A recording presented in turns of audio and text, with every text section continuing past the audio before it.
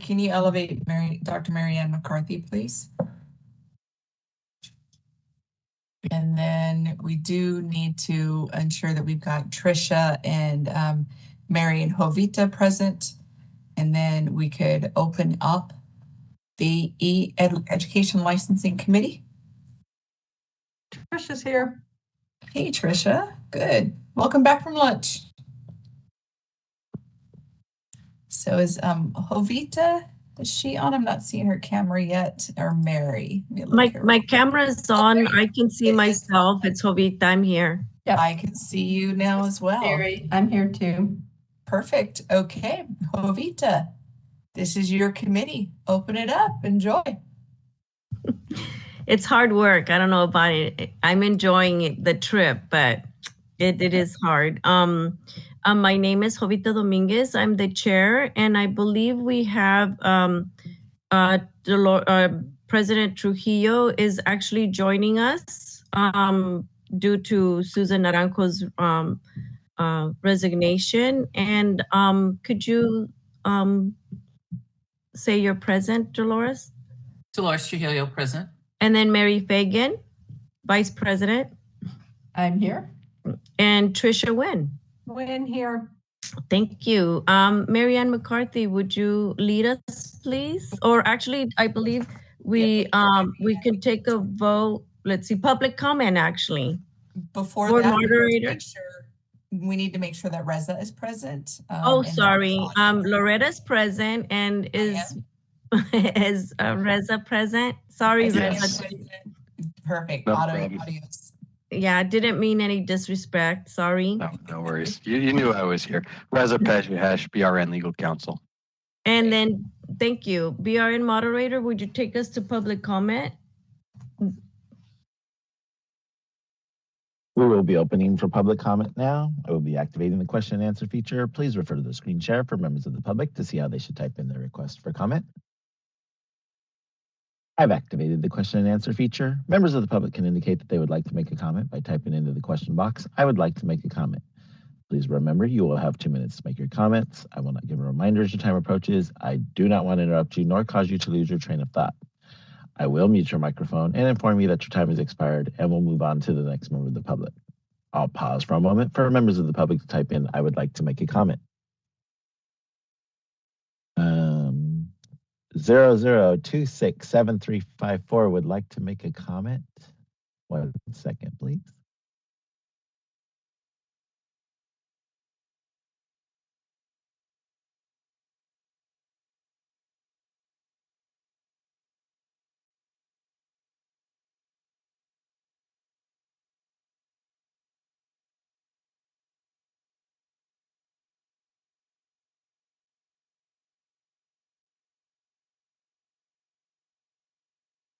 Go ahead and click the unmute.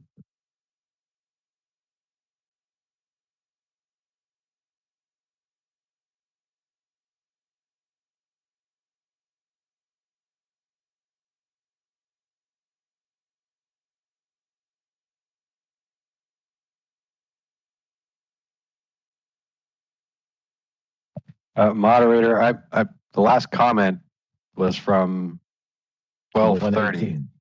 118. On my end, it's showing 12:30. Now I have 119. Carla Gard would like to make a comment. Go ahead, Carla, if you can unmute. Good afternoon. Thank you for taking my comment. I just really wanted to bring to the board's attention, we're having some clinical displacement issues in our county. We've got about 5 proprietary schools coming into our community. I've put in for an enrollment increase, and I'm taking in 90 students each semester. But all these proprietary schools are coming in, and they're bringing in students, and it's becoming a problem because we have students now that are having like 2 schools on the floor at once, which I believe is a safety issue, and it's confusing. I've had my students in the same clinical locations for years, and I have been asked this semester to have my students either float to a different facility or to leave the facility to have one Unitech student here in the emergency room. And I know that Cal State Bakersfield had the same problem during the same week.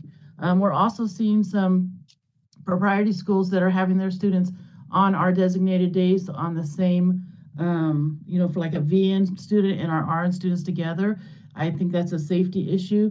So I don't know how we can control this, but I wanted to bring to the board's attention that we're having a lot of problems with so many proprietary schools coming in and essentially, I feel, pushing the community college students out.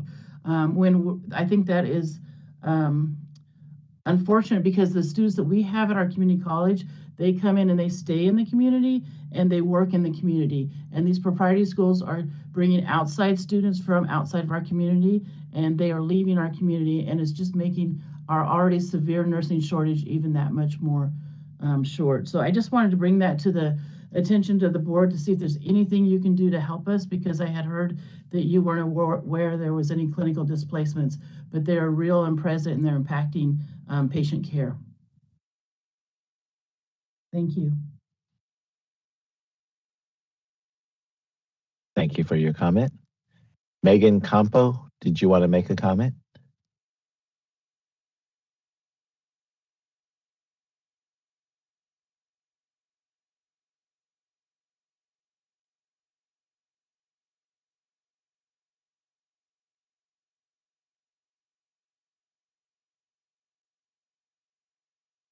Committee Chair Dominguez, there are no other public requests for comment. Would you like me to close this window?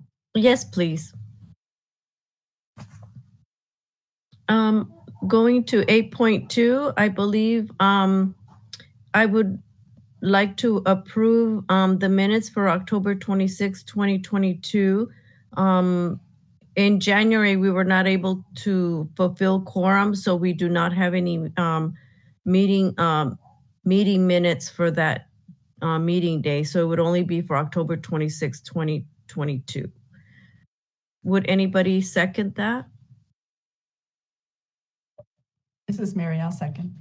Thank you, Mary. Do we go to public comment for that, or? Yes, please. Thank you. BRN moderator, would you please take us to public comment? We will be opening for public comment now. I will be activating the question and answer feature. Please refer to the screen share for members of the public to see how they should type in their request for comment. I've activated the question and answer feature. Members of the public can indicate that they would like to make a comment by typing into the question box. I would like to make a comment. Please remember, you will have 2 minutes to make your comments. I will not give reminders as your time approaches. I do not want to interrupt you nor cause you to lose your train of thought. I will mute your microphone and inform you that your time has expired, and we'll move on to the next member of the public. I'll pause for a moment for members of the public to type in, I would like to make a comment.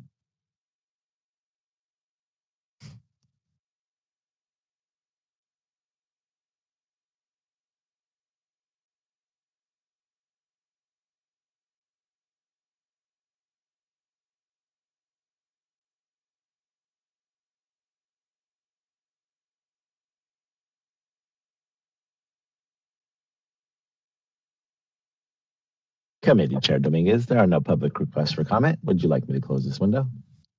Yes, please. Thanks you. So I would like to take it to a vote. I, Jovita Dominguez, votes yes. Mary Fagan Mary Fagan, yes. and Trisha Wynn.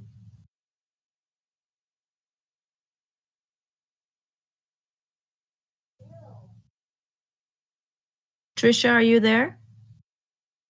I'm sorry, Wynn, yes. I thought I had unmuted. Thank you. And I believe President Dolores was not on our committee. No, I'm then. going to abstain. Yeah. Thank you. That brings us a motion pass. That brings us to 8.3. And let's see, I believe Mary Ann McCarthy, are you Yes, going to assist us with this? Thank you. Good afternoon. Hi, Jovita. Welcome. I'm Mary Ann McCarthy. I am a supervising nursing education consultant, and I am the liaison to the Education and Licensing Committee. Okay, starting with 8.3, discussion and possible action regarding whether to recommend ratification of minor curriculum revisions, acknowledge receipt of program progress reports, and whether to recommend ratification of clinical facility approval or other actions. Reminder, these are all consent agenda items that, and the schools that are under consideration are identified in your materials. So according to board policy, the nursing education consultants may approve minor curriculum changes that do not significantly alter philosophy, objectives, or content. Approval must be reported to the Education and Licensing Committee and to the board. Minor curriculum revisions include curriculum changes, work study, preceptorship, and public health nurse certificate programs. A list of schools who have submitted minor curriculum revisions, clinical agency or facility approvals, and program progress reports that have been approved by the nursing education consultants are in your materials packet, and they're under tables named the same. And again, this is a consent agenda item. Thank you. I do want to call attention to a couple of updates on the progress note section. So when you do go in and view the material starting on page 6, you do see the minor curriculum revisions. There's been no update to the way that that's done. But if you get to page 8, there are progress notes. They're all kind of the same things that are reported, but we did organize them a little bit different. You can see that the very first page, starting with UMass and ending with Chabot College, those are reports of clinical impaction, clinical changes, effects to clinicals. So you can see that UMass is reporting pediatric impact. Glendale Community College is reporting that they reduced enrollment due to clinical placements.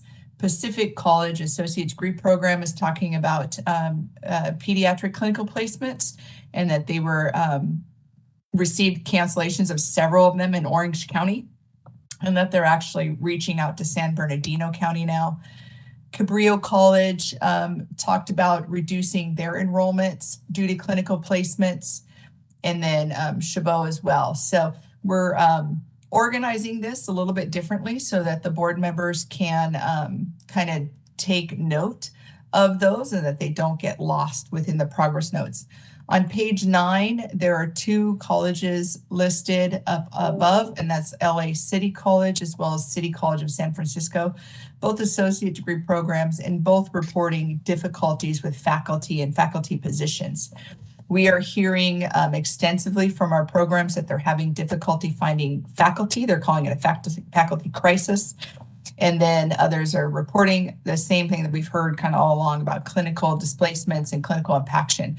So we wanted to pull those out so our board members had that readily available to them as they go through and as we start developing plans for workforce and make recommendations on enrollment increases. The rest of the documents on these tables remain the same. Again, it's the same information that's always been presented to our board. We just organized it differently so that you can see the clinical issues straight ahead, followed by the faculty issues, and then it'll move into the regular progress notes sections. Just to add to that, Lori, we do have 3 programs on here who had sent in a letter of intent and who are going through the abandonment process. So just so you realize that those 3 are on there prior to starting with the progress reports. Thank you for that. This is Tricia. I want to thank you for doing that. It does help us kind of clarify what is happening. So I appreciate you calling those items out. You're welcome. I have a question that on page 11, there's a summary of UMass Global being notified of their non-compliance with low NCLEX rates. But I was under the impression that UMass Global had closed and that they were doing a teach out. Is this related to their teach out? This is not related to their teach out. They're actually on here for several reasons. And they do have an agenda item on here where they are proposing a teach out. And they will be closing, that is later on in the agendas. We actually have a specific item to talk about this. Our NECs on an annual basis get the annual NCLEX report. And based on that, they reach out separate from continuing approval visits, separate from teach out, separate from any curricular changes, et cetera, by just monitoring that. And this was one of those that were monitored. They do also get these reports on a quarterly basis and stay in contact with them. But on the annual basis, according to our regulations, the NECs do have to make contact and get a plan. So 1 year, less than 75, all academic institutions that have the nursing programs are contacted by the NEC, and they do a plan. And if that plan is effective and the next year's NCLEX pass rate goes up, then the board will see this on progress notes that they're working with them and that things are taking place. If the second year goes by and they have less than 75 per the regulations, they're supposed to go out and do a visit. They'll do a site visit, they'll get a self-study. They'll really go in depth to try to get that school back into compliance with that. So that is separate from the teach out, separate from any other kind of minor curriculum revisions. It is following the process of a specific regulation that addresses NCLEX pass rates. So you go ahead and go through all that, even though the program has said they're closing?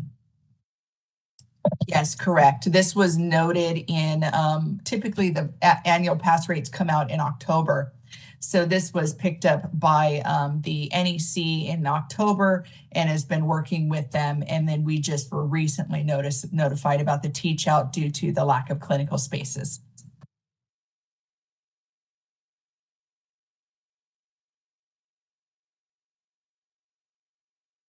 Jovita, would you like to make a motion? Yes, thank you. I will like to make a motion to recommend ratification of minor curriculum revisions, clinical agency or facility approvals, and acknowledge the receipt of the program progress reports. Do I have a second? Tricia seconds. Thank you. A BRN moderator, would you please take us to public comment? We will be opening for public comment now. I will be activating the question and answer feature. Please refer to the screen share for members of the public to see how they should type in the request for comment. I've activated the question and answer feature. Members of the public can indicate that they would like to make a comment by typing into the question box, "I would like to make a comment."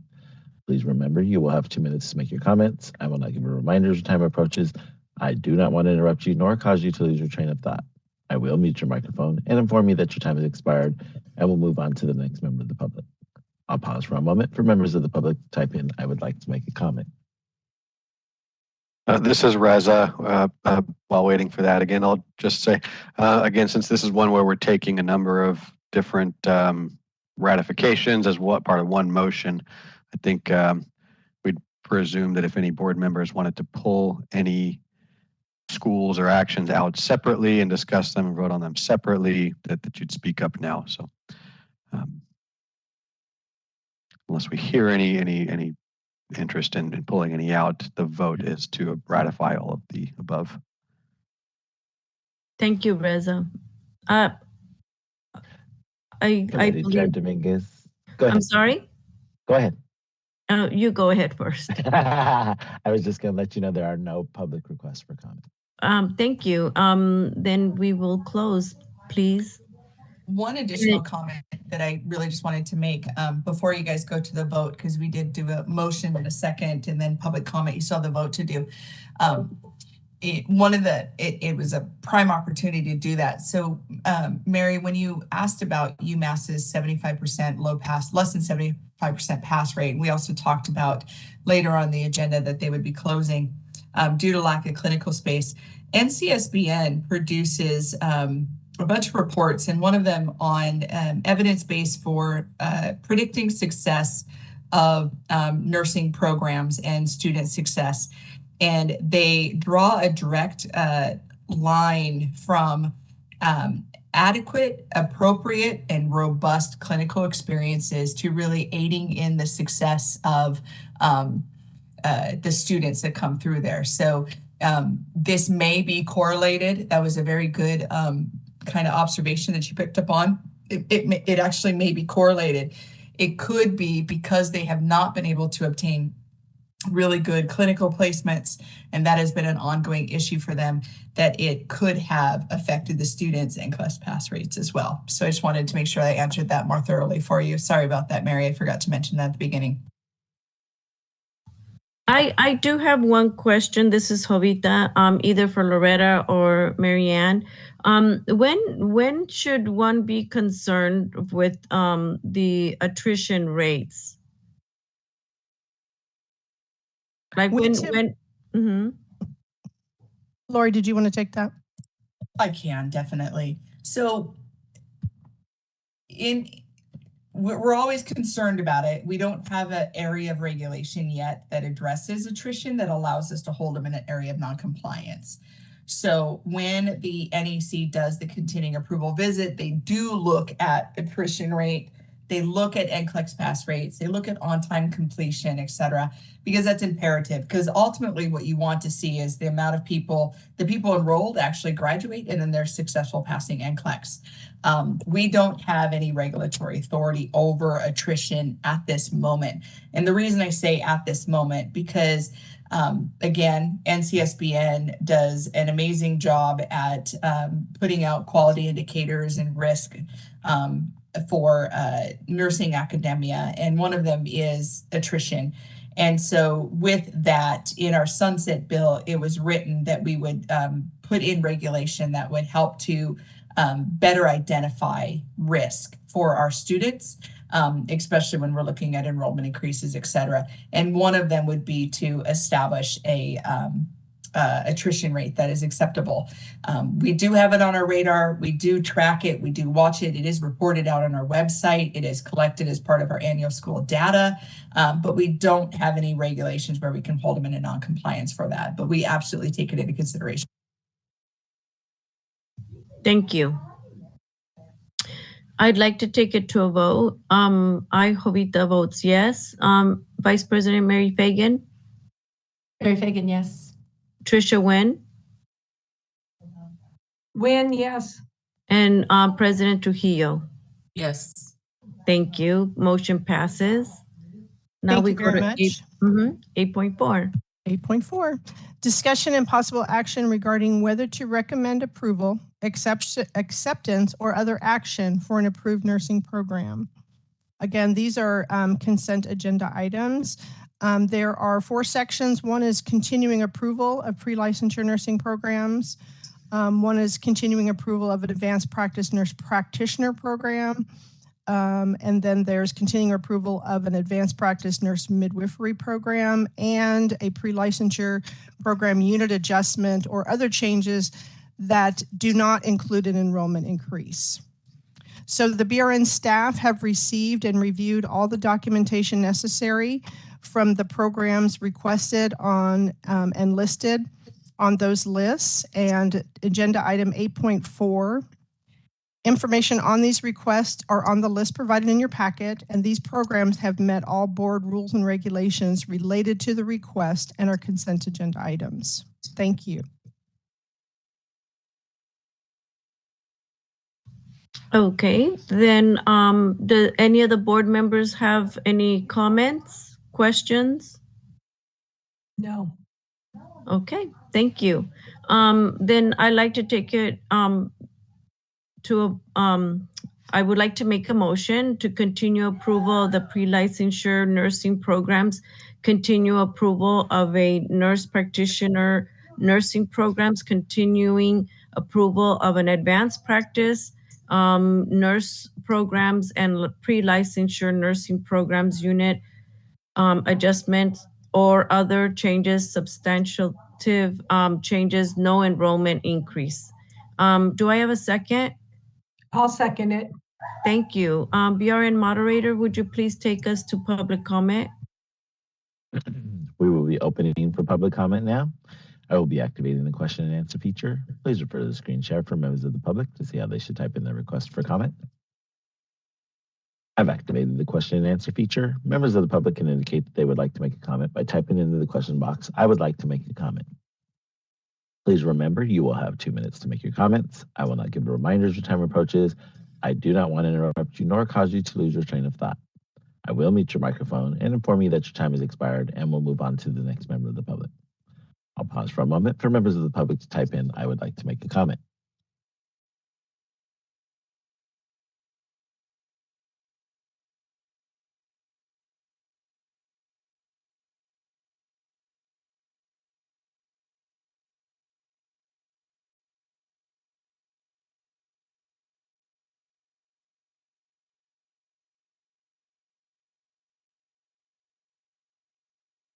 Committee Chair Dominguez, there are no public requests for comment. Would you like me to close this window?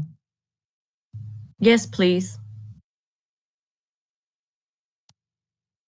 I'd like to take it to a vote. I, Jovita, votes yes. President Trujillo, I vote yes. Vice President Mary Fagan, Mary Fagan, yes. and Tricia Nguyen. Win, yes. Motion passes. Thank you. Mary Ann, would you take us to 8.5? Yes, thank you.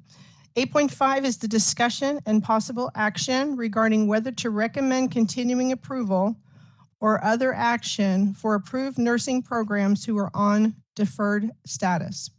So these programs are currently on deferred status, and I'm going to talk with you about each of them and why they're back. Okay, so 8.5.1 is Carrington College Associate Degree Nursing Program. The information starting for this program will be found on page 34 of your packet.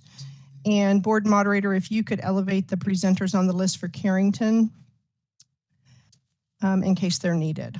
Okay, so in March of 2022, the board deferred action on continuing approval for Carrington College and asked them to return to the ELCN board in 9 months related to 2 consecutive years of NCLEX pass rates below 75, as well as 1 non-compliance related to their total program evaluation. Their pre-licensure enrollment pattern is 24 students 3 times a year, so they enroll 72 students.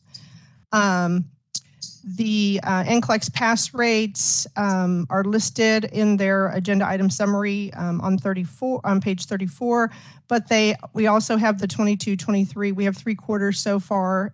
They have a 65% in quarter 1 and 85% in quarter 2 and a 66% in quarter 3. This gives them currently for the 3 quarters a 71.46% in 3 of the 4 quarters this year. The NEC and the representatives from the school are here if you have questions. And that's all I have. Thank you.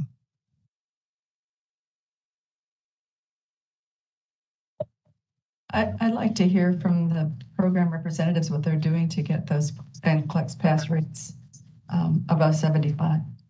Sure. Sharon, are you able to unmute? Yes. Hi. Hi. We put in an action plan that we have the ATI comprehensive package, and we have been watching students that get lower scores on those. And this past quarter, we had 5 that didn't pass. 2 of them actually had a prediction of 93%. And so we are going to go back to the drawing board to see how else we can support these students, because we have met with them. If they have low levels on the CMS exams, which are PEDS, OB, mental health, fundamentals, pharmacology, med surge, and leadership. So I'm sorry, I'm not familiar that you said that you implemented the ATI. Yeah, ATI testing. And what is that? So it's a NCLEX prep program. So you're saying that one of the students who didn't had a predicted pass rate of 98 or something, but 93. 2 of them did, and they both failed. Wow. And part of it is, they changed the board, the NCLEX on April 1st. My graduation date was March 10th. And when I look at the people that failed, they took the NCLEX 2 weeks after they graduated or less. And when I've talked to one of them that had the 93%, she said she rushed herself because they didn't want to take the NGN NCLEX. So, and they think that that's why they didn't pass. So we want them to take the NCLEX soon, but we also want them to be prepared. So one of the things that I'm going to suggest is that they keep in touch with us after graduation and let us know if they're employed, let us know if they are struggling with their studying. And part of ATI is also what they call virtual ATI, and it's the last 6 weeks of the program, and then they have it for another 6 weeks after the program. And one of the nice things about ATI is, given your scores on their assessments and quizzes, if you get to a certain level, they will give you a green light, which means that ATI will guarantee if you take the NCLEX within 3 weeks that you will pass. And I had 3 students who got that, and all 3 of those passed. So we're going to see a couple anomalies over the next little while on NCLEX pass rates.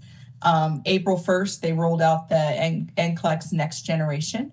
And so that has, it's an updated new testing, new computerized AI kind of stuff involved in that, different resources, a lot of things that have been updated to really kind of gauge that initial entry into practice as being safe and effective, and that they are competent at the level of the entry-level nurse, and really kind of testing for that. So that went out April 1st. Whenever there's a big NCLEX change, we usually see about a 10% drop across the board. So we've got that kind of playing into our NCLEX test scores right now. Additionally, we have the COVID effects with the decreased in clinicals, the people just kind of being as flexible as possible, but not necessarily sticking to their tried and true curriculum plans. So that affected our NCLEX pass rates. We just reported that out. And then absolutely what this program representative said is anybody that graduated prior to April 1st, they were on a mad dash to get in and get their NCLEX test taken.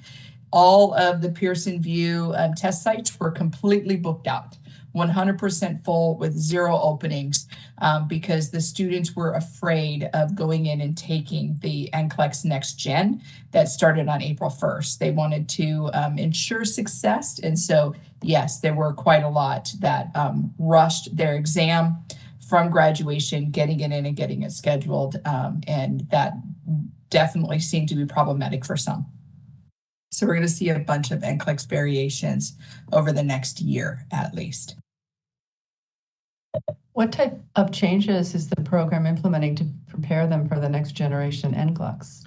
We have, we started with this cohort that graduated in March. We put next generation questions on all our exams.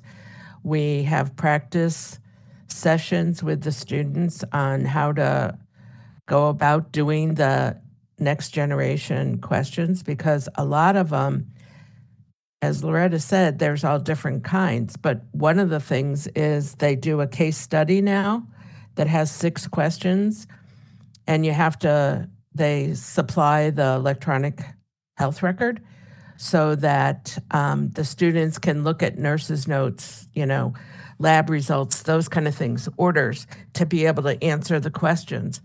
But then they also have questions that have to do with, if you have this issue, medical issue, what are the nursing interventions you want to do? What are the things that you need to look for? And so we have been practicing with them to do that. And all the ATI content mastery series, as they're called, are only given with NGN questions. And we are now upping to over 25% of our exam questions are NGN type. And we may have to go up on that.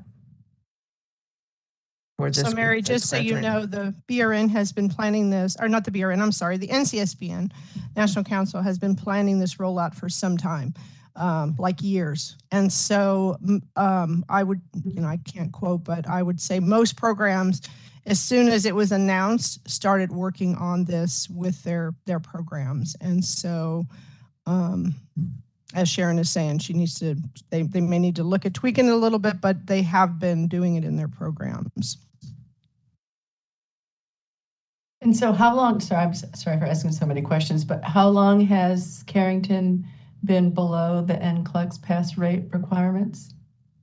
We had 2 years that were below before the visit in 21.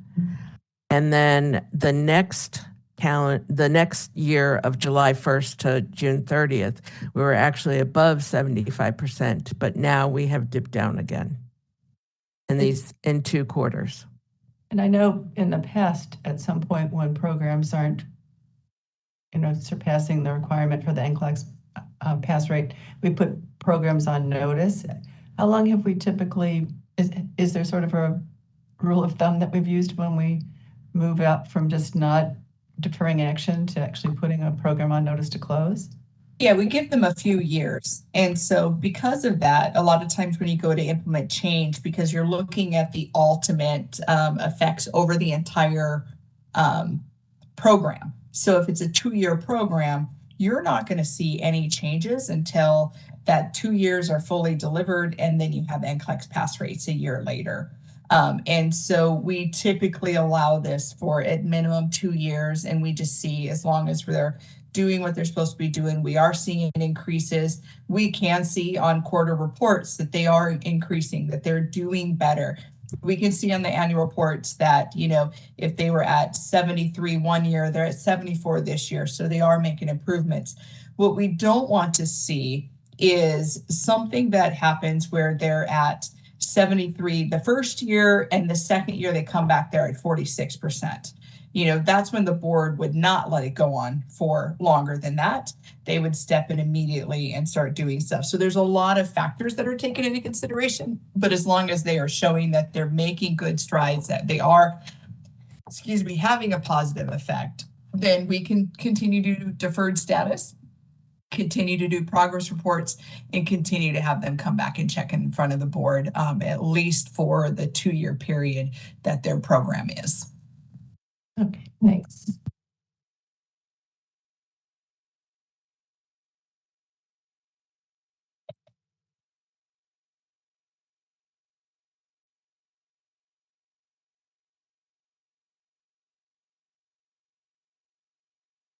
Marianne, do we take a vote on this specific one, or do we just? You'll need to, we'll have to have a motion and then go to public comment and then take a vote. Okay, so we'll do that individually for the 4 schools? Yes, because they all have to present. Thank you. So does any of the board members have other questions or comments?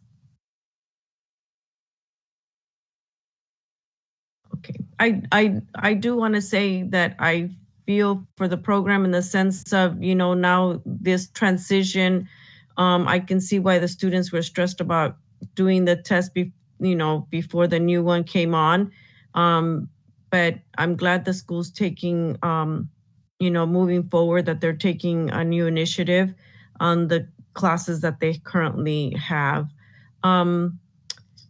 So yes, just a reminder, Jovita, that the NECs work with these with all of our programs continuously. Yes. So this is, they did a report their first year. They're here their second year. We continue to work with them, with all our programs, and especially those who need our support. Yeah, and we appreciate that. I'd like to take a motion to do we continue to defer, Mary Ann, since there's Are still? you able to see the I'm just wondering if you can see. Yes, the motion. I do Recommend see it. continue deferred action. Mm-hmm. Yeah, so I take a motion to recommend to continue deferred action status for Carrington College Associate Degree LVN to RN Bridge Program, return to ELC and board when in full compliance with the BRN rules and regulations. Do I have a second? I second. Thank you. Thank you, Dolores. BRN moderator, would you please take us to public comment? We will be opening for public comment now. I will be activating the question and answer feature. Please refer to the screen share for members of the public to see how they should type in their request for comment. I've activated the question and answer feature. Members of the public can indicate they would like to make a comment by typing into the question box, "I would like to make a comment." Please remember, you will have 2 minutes to make your comments. I will not give a reminder as your time approaches. I do not want to interrupt you nor cause you to lose your train of thought. I will mute your microphone and inform you that your time has expired, and we'll move on to the next member of the public. I'll pause for a moment for members of the public to type in, "I would like to make a comment." Megan Campo would like to make a comment. 1 second, please.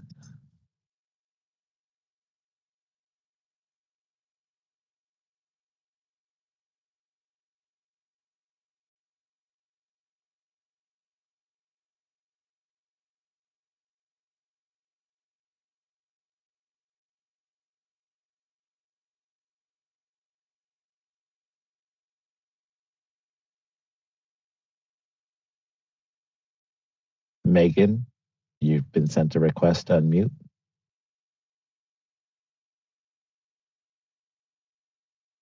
Go ahead. Thank you.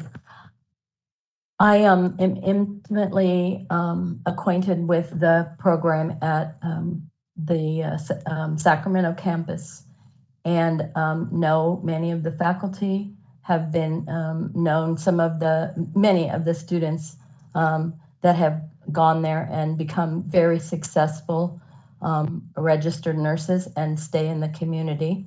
I would like to commend the committee and please ask that the committee continue to let Carrington Sacramento continue to work on their rising board scores. They provide a wonderful service to the community. It's a very unique program, and the nurses that come out of that program are outstanding. And again, they are staying in the community. That's all I would like to say. Thank you. Thank you for your comment. Committee Chair Dominguez, there are no other public requests for comment. Would you like me to close this window? Yes, please. I would like to take it to a vote. I Jovita, your votes yes. President Dolores Trujillo. Dolores Trujillo votes yes. Vice President Mary Fagan. Mary Fagan, yes. And Tricia Nguyen. Nguyen, yes. Motion carries. Thank you very much. Agenda item 8.5.2, discussion and possible action regarding whether to recommend continuing approval or other action for an approved nursing program that is currently on deferred status. Fresno Pacific University Baccalaureate Degree Nursing Program. The information about this program can be found starting on page 42 of your packet. And board moderator, if you could please elevate the presenters on the list for Fresno Pacific. Fresno Pacific came to the Education and Licensing Committee on January 13th of 2022 for approval of their initial self-study for this program. They were approved with quarterly reports to their NEC and to return to the ELC and board in 1 year. Their approved enrollment pattern is initially they were to have 24 students. That started in August of 22. The next year in 23, this August, they're going to have 36 students. In 24, they plan to have 48 students and then continue with 48 students.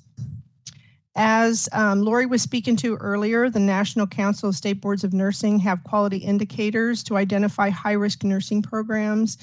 And of those indicators, there are several that are considered risk factors for Fresno Pacific. One, that they are a new nursing program. Another is that they have had quite a bit of program director and faculty turnover, and they've also had faculty and staff complaints. The agenda item summary on page 42 gives more detail, and of course, as all of our programs, they have submitted an executive summary. The program and their NEC are available if you have any questions. Thank you.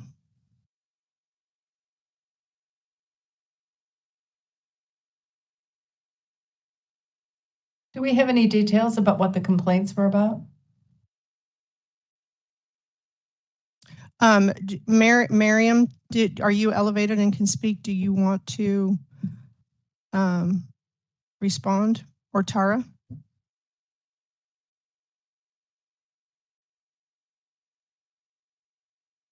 The complaints I received were mostly related to faculty and staff lack of resources, lack of, when they, starting from the beginning when they had their feasibility, it was pushed. I think their feasibility was okay, but their self-study was pushed back a year because of resources. And I see, actually, they're both off mute now. So go ahead and jump in. Yes, Mary Ann, thank you so much. My name is Tara Servant. I am the Dean for the School of Natural Sciences, and I am here at FPU for about 1.5 years, and I came during the time of which FPU's self-study came and was postponed that early November of 21 to January of 2022. I can tell you that some of the concerns had to do with the number of faculty that we have available.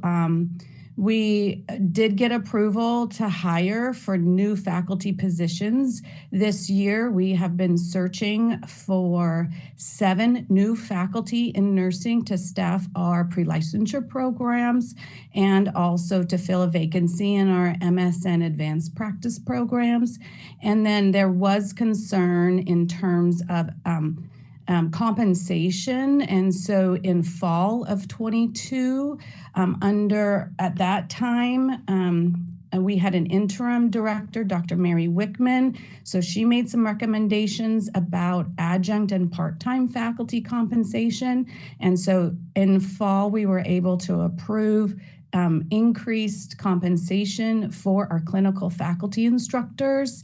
And so they're getting commensurate pay similar to what our community colleges like Fresno City College, as well as the other schools in our area, like West Hills as well. I do also know that at that time in January of 2022, when we came before the board, there was only one staff member, and that staff member felt overworked. Her plate was full. We now have 2 full-time dedicated staff to nursing, one as a program assistant and one that is serving as our clinical placement specialist. And then we have 2 other shared full-time staff members that work with faculty contracts, the budgeting, and also lab coordination, cleaning, ordering, and repair of items, those types of things. So I think we've made some strides to work towards that. And we also have a new program director, and that's Dr. Miriam Gobazaya, and she is also here at this board meeting with us. Miriam, was there anything you would like to add?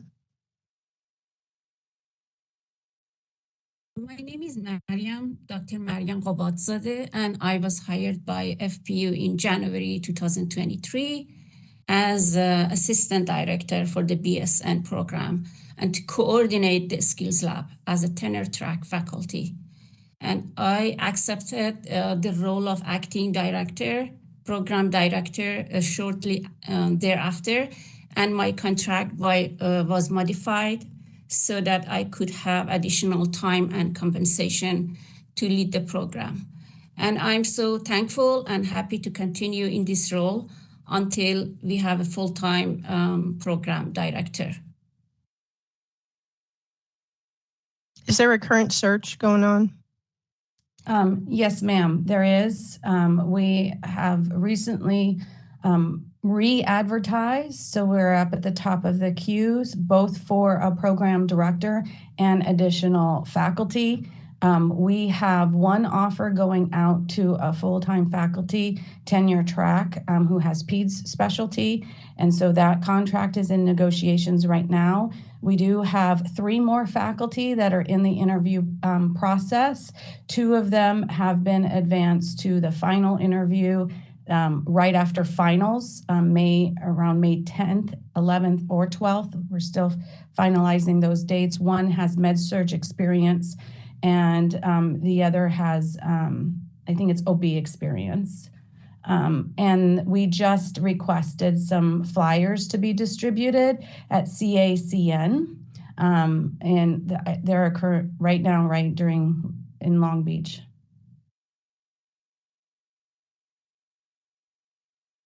Thank you. Any other questions from the board or from the committee? Excuse me.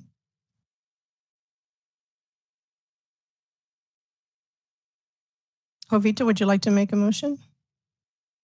Yes, I'd like to make a motion to recommend continuing, let's see,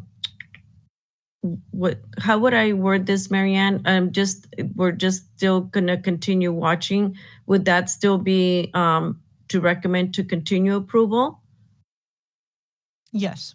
Okay, I'd like to take a motion to recommend continue approval or other actions for approval nursing program on deferred action status for Fresno Pacific University Baccalaureate Degree Nursing Program. Do I have a second?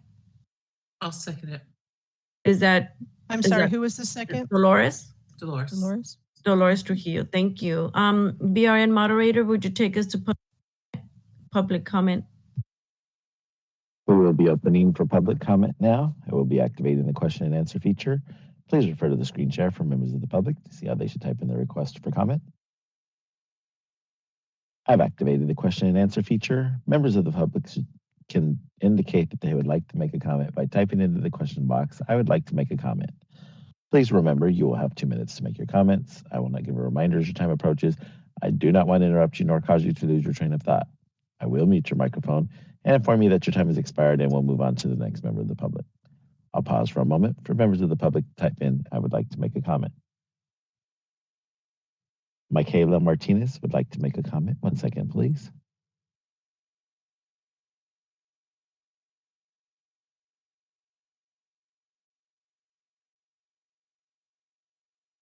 My name is Michaela Martinez. I am alumni of Fresno Pacific University and a current student in the BSN program. I'm excited to be a part of the inaugural cohort of pre-licensure bachelor prepared nurses. Nursing school is a challenge, as I expected it to be, but I am thankful for the staff and the faculty that work to make our experience the best that it can be. We have had a lot of growth since the first semester. Our SIM and Skills Lab have improved tremendously. Dr. Mariam has been pivotal in creating Open Skills Lab for students and incorporating SIM Lab into our sessions. Our clinical placement specialist has been instrumental in assisting students in compliance and paperwork for all the various internships that we're applying to. And our current and also our past professors have been receptive to feedback, making adjustments on how they teach our cohort and making sure that we do maximize our learning. As we are the first cohort and there's nobody above us to tutor or give advice, our dean recognized this gap and provided our cohort with a tutor to guarantee our success. We additionally hold town hall sessions for the whole cohort for transparency and instruction on what our next semesters and clinical placements will look like. I am excited to further my education and career as a Fresno Pacific student and serve our Central Valley upon graduation.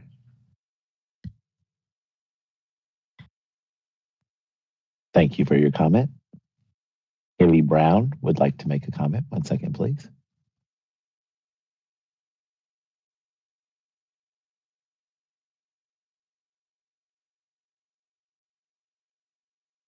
a part of Fresno Pacific's inaugural BSN program in our second semester. I knew that having a brand new program, like accepting my offer, would have trials to surpass, but our faculty and administration have worked vigorously to resolve any problems that as they have arise, such as faculty turnover. The faculty we have now has shown immense dedication to their students and their success in the program. And whether that's shown in lectures or the skills lab simulations, clinical placements, the externship contracts that they're developing for the students, or even just effective scheduling for future semesters and communication with the students. As Michaela had provided before, Dr. Miriam and other staff take extra time out of their day. It's outside of lecture, it's outside of office hours to provide that extra skills lab time for the students, just to provide some reassurance and confidence in our skills that we can go and take to actual practice. And with our education, we are being tested like the new Gen NCLEX, and if we ever have problems or issues trying to understand content, we can take it to Dr. Servant or Dr. Miriam and other faculty, and they try to resolve the problems as soon as possible and give us as much resources as they can provide. They're focused on really giving us a quality nursing education, especially in the Central Valley. And I'm very proud and honored to have been selected into the FPU program and excited to see what this program can do for the Central Valley.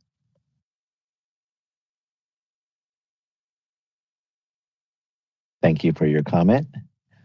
Singdao Bangsalingam would like to make a comment. 1 second, please.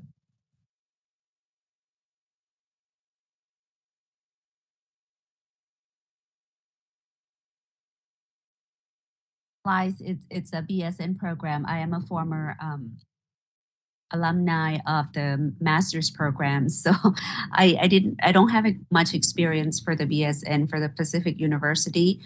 But I would like to, I think it's kind of similar in the same department. The faculty there works really hard for the nursing faculty, and I didn't quite get what the turnover is due to, but they do have very, very limited resources. When I was there in 2017, 2019, it was very hard for me as I had experienced other graduate program. And BSN, I feel there was a lack at that time, 2019 was a lack of open skills, resources. Faculty most of them are adjunct faculty and they have worked elsewhere. And so there's not a lot of office hours, open doors, and the lab was not open. So it was really limited to coming in to improve your skills, to even practice. So, but the faculty worked so hard. It's just a program that I feel it was very expensive, double, triple what I normally paid for. But I felt like I had no resource. So hopefully that maybe they can get more support and resource for the program BSN and MSN. Thank you. Thank you for your comment. Mary Wickman would like to make a comment. 1 second, please.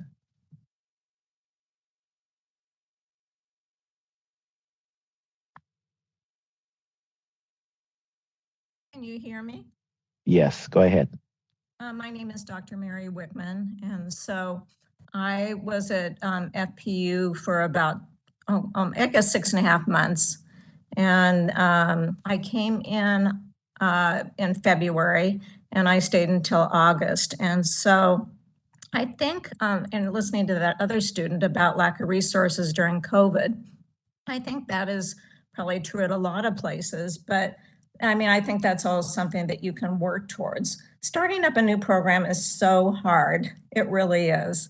And so they've been through many, many hoops. I think there's the desire to have this program and to make it a good program. I never felt like I didn't have the resources that I needed to do my job when I was there during those 7 months. But I think the faculty hiring, it takes time to get going. And your partnerships with local schools take time to get going. So one thing I tried to do when I was there to set up a relationship with the VA. And so we have developed some ties with them, and I think that they would be a good source of faculty, either adjunct or full-time. But we always had enough adjuncts. It's just that you need a majority full-time, I think, to make a new program really work well. I want to commend Dr. Servant and Miriam too for your good work. And I think the program is certainly needed in the Fresno Valley. And I am hoping and praying that they have the chance to continue. Thank you. Thank you for your comment. Committee Chair Dominguez, there are no other public requests for comment. Would you like me to close this window? Yes, please. I'd like to take it to a vote. I, Jovita Dominguez, votes yes. President Trujillo? Dolores Trujillo votes yes. Vice President Mary Fagan? Mary Fagan, yes. Tricia Nguyen? Nguyen, yes. Motion carries. Thank you. Moving on to agenda item 8.5.3, discussion and possible action regarding whether to recommend continuing approval or other action for an approved nursing program currently on deferred status. This is Rio Honda College, their associate degree nursing program. The information on this program can be found starting on page 45 of your packet. And board moderator, if you could please elevate the presenters on the list for Rio Hondo. And I'm sorry, I keep saying Honda. It's Rio Hondo. Forgive me. As far as this program, in December of 21, this program had a regularly scheduled continuing approval visit, and they were found to be in noncompliance in 5 areas. In May of 22, the board voted to defer their status and for them to submit progress reports to their NEC in 6 months and return in 1 year. So at this time, they're back, and they still have a remaining noncompliance related to faculty resources. They are holding interviews this month, and as you just heard from not only Fresno Pacific, but we've heard in the past from many schools, it's very difficult to get faculty right now. But once the faculty position is filled, and of course they're hopeful for the interviews, they will be in full compliance. Their current enrollment is 40 students twice a year for an annual enrollment of 80 students. And again, more information in detail about the program is on page 45. Their program representatives and NEC are here as well. Thank you.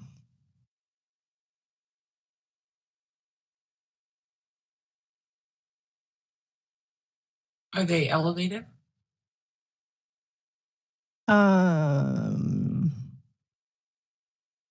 I believe they are. Catherine, it's Catherine and Catherine. So the Catherines. Let's see. I don't see them on the list yet, but that doesn't mean. Oh, yes, I do see Catherine Page. There we go. Hello, this is Catherine Page. I'm the Dean of Health Science at Rio Hondo College and the director of the ADN program. Thank you for allowing us to come before you. We are very excited.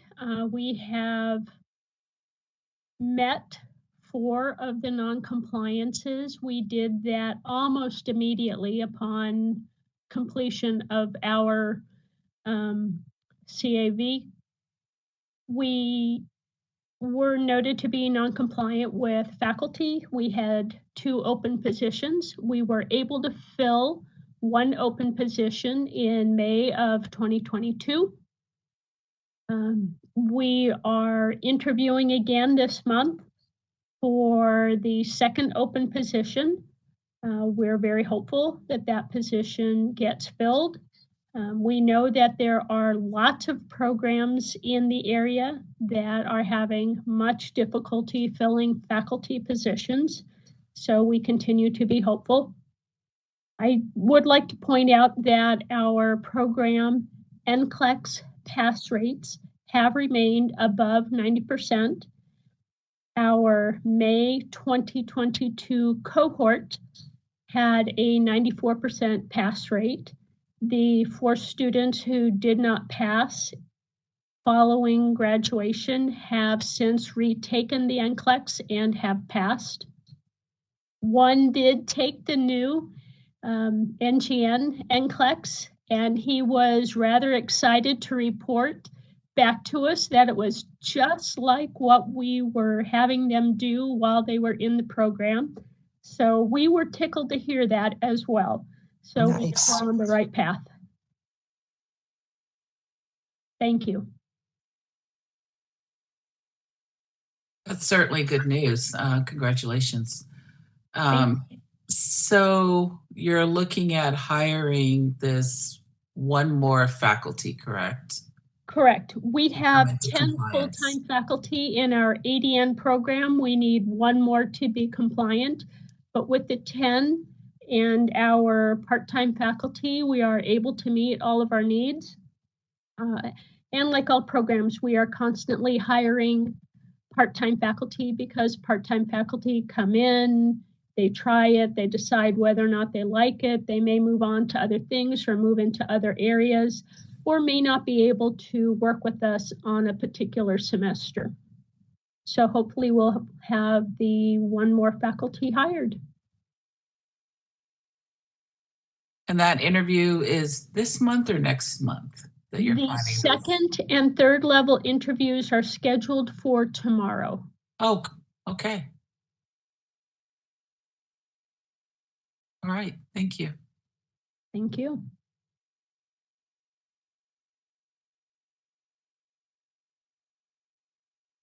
We could have good news in May at the board meeting. I would love that. So would we.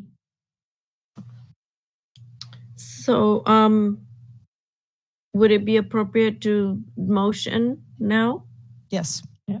I'd like to take a motion to recommend to continue deferred action status for Rio Hondo College Associate Degree Nursing Program, return to ELC and board in full compliance to BRN rules and regulations. Do I have a second? I'll second.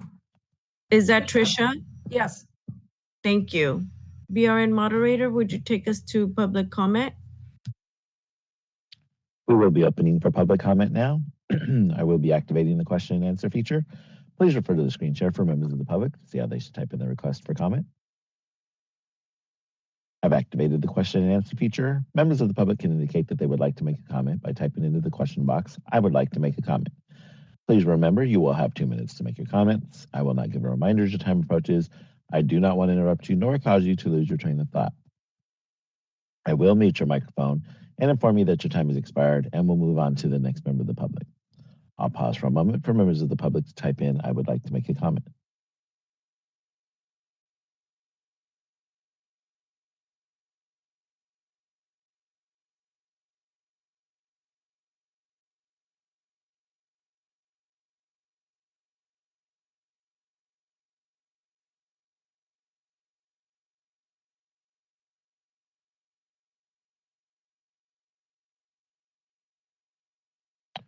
Committee Chair Dominguez, there are no public requests for comment. Would you like me to close this window?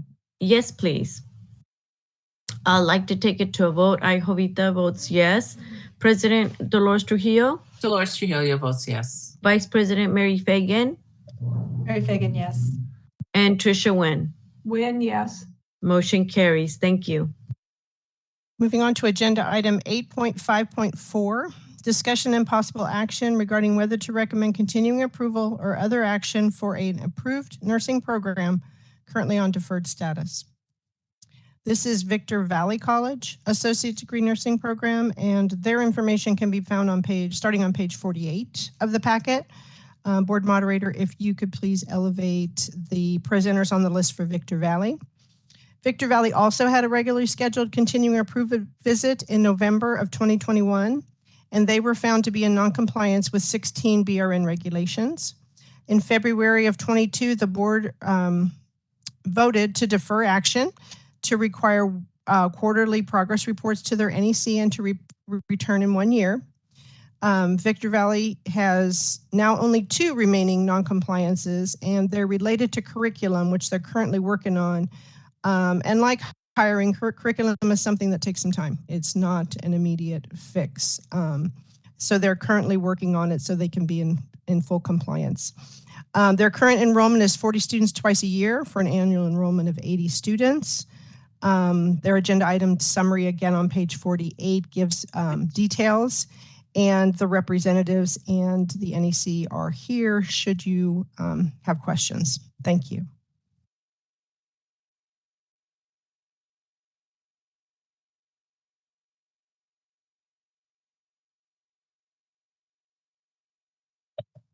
Any questions or committee? Any questions or comments from the board?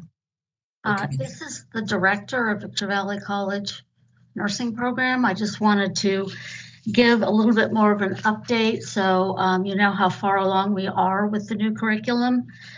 The two non-compliances that are not completed yet, our CCR section 142.6b and 145A. And basically they're related. One is about philosophy and mission that goes with the new curriculum. The new curriculum and the philosophy and mission was approved by the curriculum committee at Victor Valley College in October of 22, then submitted to our board of trustees who approved it in November of 22. It then went to the community college chancellor's office and was approved 18 of January of 23. And then in February, we completed the directions from the NEC of what she wanted us to send her, and she got those February 24th. And we have been in discussions with her, Zoom meetings of some of the things that she has questions about, or if she wants it reworded differently, whatever. So right now, that's where we are with the curriculum. This whole process was spearheaded by our assistant director, and so the whole faculty have been working diligently. We are up to where we need to be with resources and faculty. Those were several of the non-compliances that we got. We do have 42 adjunct faculty, and we just interviewed 13 more. We have 8 full-time faculty, and we have a full-time clinical program manager for clinicals down here. Our NCLEX pass rate has been between 90 to 100% for over 8 quarters now. And so we are really excited about getting close and then getting this all taken care of. So it's not really weighing heavy on anybody anymore, but we've got excellent faculty. They all have experience, either just clinical or they've been with us for a period of 4 to 6 years. I also wanted to thank our NEC and the ELC and the BRN for being patient with us and giving us time to get this done so we can do it right and get it approved, and then I'll take a deep breath again. Thanks, Teresa. You're welcome. Congratulations on keeping your NCLEX pass rates up so high. Yeah, Thank they're you. great numbers. I have to attribute that to good faculty and a lot of clinical hours. In the program, they get almost 1,000 clinical hours hands-on. So Wow. and the students love it, absolutely love it. So I really think that has a lot to do with it. And we're very proud of our NCLEX pass rate. Just on an aside, do you have problems getting those clinical hours in terms of clinical placements? Are you struggling with clinical placements in your area? Well, you know, we're up here in the high desert, and the only applicants we ever get for faculty, and probably 99% of our applicants of students are from the high desert. And so we haven't had problems because we have so many part-time that when a full-time position opens, we get a lot of good candidates. So we haven't had a problem there. As far as clinical sites, we have 3 small hospitals up here, and so far we're hanging on. There's a few other colleges up here, Azusa Pacific, San Joaquin Valley, but we also have clinicals down down the pass, they call it, in Loma Linda, Kaiser, Arrowhead. So we're doing okay, but you'll hear from us if we don't, but so far we've been very blessed. Jovita, did you want to make a motion? Yes, I'd like to take a motion to recommend to continue deferred action status Victor Valley College Associate Degree Nursing Program, return to ELC and board when in full compliance to BRN rules and regulations. Do I have a second? I can second it. Is that Dolores? Yes, this is Dolores, sorry. Thank you, no problem. BRN moderator, would you take us to public comment? We will be opening for public comment now. I will be activating the question and answer feature. Please refer to the screen share for members of the public to see how they should type in the request for comment. I've activated the question and answer feature. Members of the public can indicate that they would like to make a comment by typing into the question box, "I would like to make a comment." Please remember, you will have 2 minutes to make your comments. I will not give a reminder as your time approaches. I do not want to interrupt you nor cause you to lose your train of thought. I will mute your microphone and inform you that your time has expired and we'll move on to the next member of the public. I'll pause for a moment for members of the public to type in, "I would like to make a comment."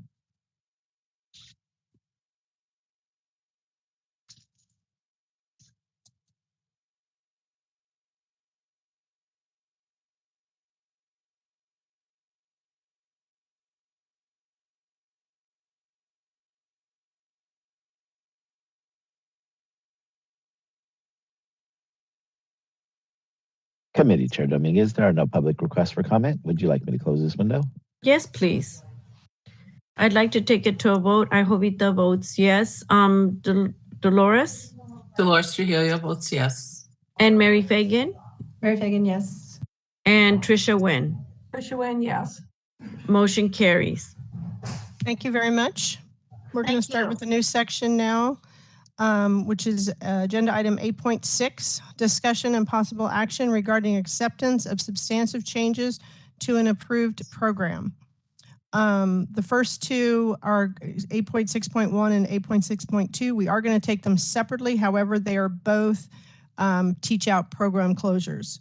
The rest are enrollment increases, which we will take following that. So 8.6.1 is the discussion and possible action regarding acceptance of substantive changes to an approved program. This is Holy Names University, their nursing programs, which is their baccalaureate degree nursing program, their MSN program, and their postmaster's nurse practitioner program. And they are here today for a program closure. Information on this program can be found starting on page 54 of your packet. And board moderator, if you could please elevate the presenters on the list for Holy Names. So Holy Names notified the board of their institutional financial instability and sustainability issues in the spring of 2022. In June of 22, the board granted approval for a voluntary pause of enrollments for the nursing programs while the senior leadership and the board of trustees worked to secure a financial partnership or some type of merger. Teach out plans were put into place. In December of 22, Holy Names determined it was not going to be successful in finding a financial partner or funding resources to operate the university beyond December of 2023. They are here today requesting a closure of both programs, their BSN and their Master's MP, effective December of 2023. They do have a teach out plan, as I said, in progress. They've given us a lot of detail in the AIS and in their executive summary, which starts on page 54. And of course, they're here if you would like to ask any questions. Thank you.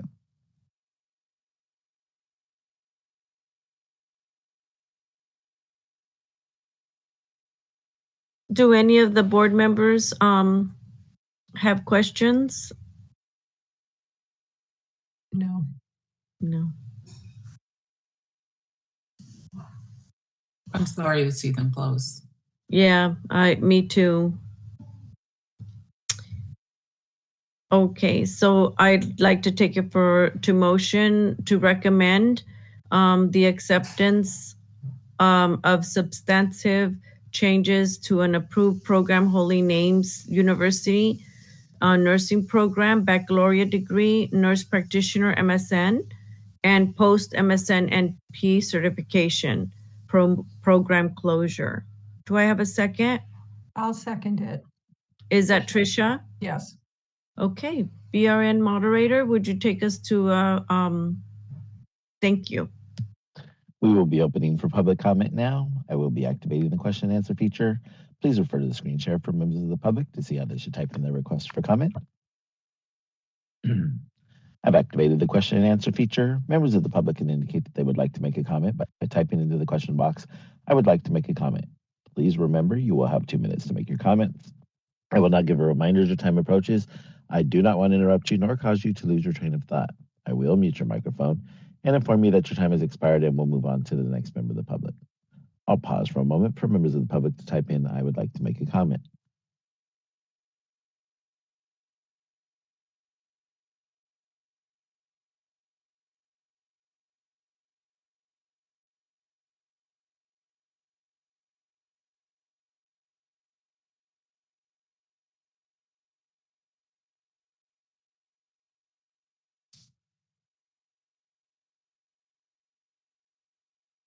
Committee Chair Dominguez, there are no public requests for comment. Would you like me to close this window?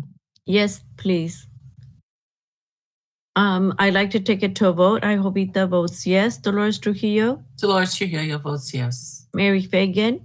Mary Fagan, yes. Tricia Nguyen? Nguyen, yes. Motion carries. Thank you very much. Agenda item 8.6.2, discussion and possible action regarding acceptance of a substantive change to an approved program. This is the University of Massachusetts Global Baccalaureate Degree Nursing Program closure. The information for this program starts on page 62. And board moderator, if you could please elevate the presenters on the list for UMass Global. UMass Global was formerly Brandman University, and their initial board approval was in April of 2019. In November of 22, this program came before the board with non-compliances related to faculty resources, lack of pediatric clinical sites to allow for student progression, and NCLEX pass rates of less than 75. UMass Global has decided, and they did stop enrollment into the BSN program effective spring of 23. The university is now requesting approval of its teach-out plan and program closure. The teach-out plan has the program end date scheduled to be in the fall of 2024. Details again are in the agenda item summary, which starts on page 62, and the program in the NEC is here should you have questions.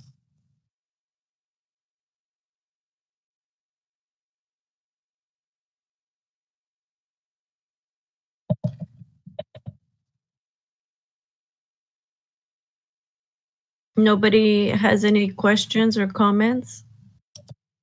No. Then we'll take it to a motion to recommend acceptance of substantive changes to an approved program, University of Massachusetts Global Baccalaureate Degree Nursing Program closure. Do I have a second? I'll second it. Is that Tricia? Tricia, yes. Thank you. BRN moderator, please take us to public comment. We will be opening for public comment now. I will be activating the question and answer feature. Please refer to the screen share for members of the public to see how they should type in their request for comment. I've activated the question and answer feature. Members of the public can indicate that they would like to make a comment by typing into the question box, I would like to make a comment. Please remember, you will have 2 minutes to make your comments. I will not give a reminder as your time approaches. I do not want to interrupt you nor cause you to lose your train of thought. I will mute your microphone and inform you that your time has expired and we'll move on to the next member of the public. I'll pause for a moment for members of the public to type in, I would like to make a comment. As we're waiting for public comment, I did have a question. There's 105 students currently enrolled, is that correct? I believe that's what I saw. Alice, are you able to unmute? Yes, that's correct. Excuse me. Thank you. Thanks, And Alice. do you have clinical sites for the remaining 3 cohorts?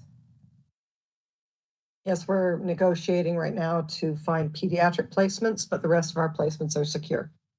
Great. And if a student fails, what is the backup plan for that? The executive, excuse me, the university executive are working with other local universities and colleges to try to place students who fail and are not able to complete their program of study, excuse me, before the program closes. Okay, so you do have a hard stop after 3 trimesters, is that correct? Our hard stop is October of 2024. October 2024. Okay, so if there are students left behind after October 2024, I'm going to ask our board that the NEC will bring them back if there are students that are needing placement so that we can help facilitate that. If any of them are to fail and need to be assisted with completion. It does happen commonly where students do not complete within the teach out that is currently presented. And if the school does not have plans to support them until all students have completed, then it's important for us to kind of keep that in consideration and see if there's like programs that can absorb and teach out in that area. And you have faculty staying on, is that correct? Yes. And they are adequate in number? We are short 3 full-time faculty. We're advertising and recruiting. However, just like San Francisco, we're in an extremely financially impacted geography here in San Diego, and we have a hard time recruiting. Okay, thank you. So I'm actually going to ask before the vote is taken and after you guys take public comment to amend the motion, if that's something that the board members would consider, where we accept the teach out plan, but have them return and to continue to give progress reports to the NEC on that teach out plan, just because there is not a contingency plan set up for students that might fail. And as previously in like the progress reports and stuff like that, there was low NCLEX pass rates, there was difficult with clinicals, et cetera. So I want to make sure that we have a contingency plan set up if need be, so that we can jump in as a board and see if other schools around that area can absorb. I know that that's something that San Diego has done in the past with the closing of Brightwood. And now San Diego may need to jump in and help with the closing of UMass if needed in about a year. I would definitely like to add that to the motion. This is Jovita. I do have a question. I probably already know the answer, but those students that do fail and they find another place for them, that would be additional cost, correct? Not always. So there are, because the financial aid have been dispersed to that other program, they can't recollect financial aid for the same thing. That is a rule out there. So a lot of times in teach outs and collaborative agreements, they will teach out the students and kind of absorb that wherever they might go. It looks like it would be a small amount because they are still going to be up and running for the next year plus. So hoping it will be 0 students that may not make it, but I definitely wanted the board to be aware that there needs to be some sort of a contingency plan and report back if this needed. We also, when we get these teach outs, so like holding names, the previous agenda item, now this agenda item, we will be sharing it with BPPE as well. And BPPE shares it with the Department of Education, and so that everybody gets an alignment. And if there's anything additional that has to be done, we work collaboratively with them. I'm sure as the board's aware, BPPE is the ultimate academic institution approver, and we are the nursing program approver. So together we manage these situations.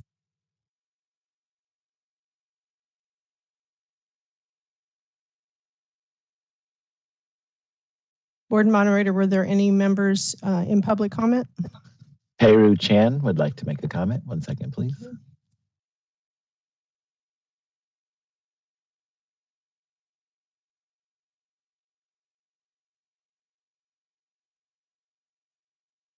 About this, if they have just the issue with the pediatric division, like, can they still remain open if the other divisions are in compliance with financial aid and other requirements?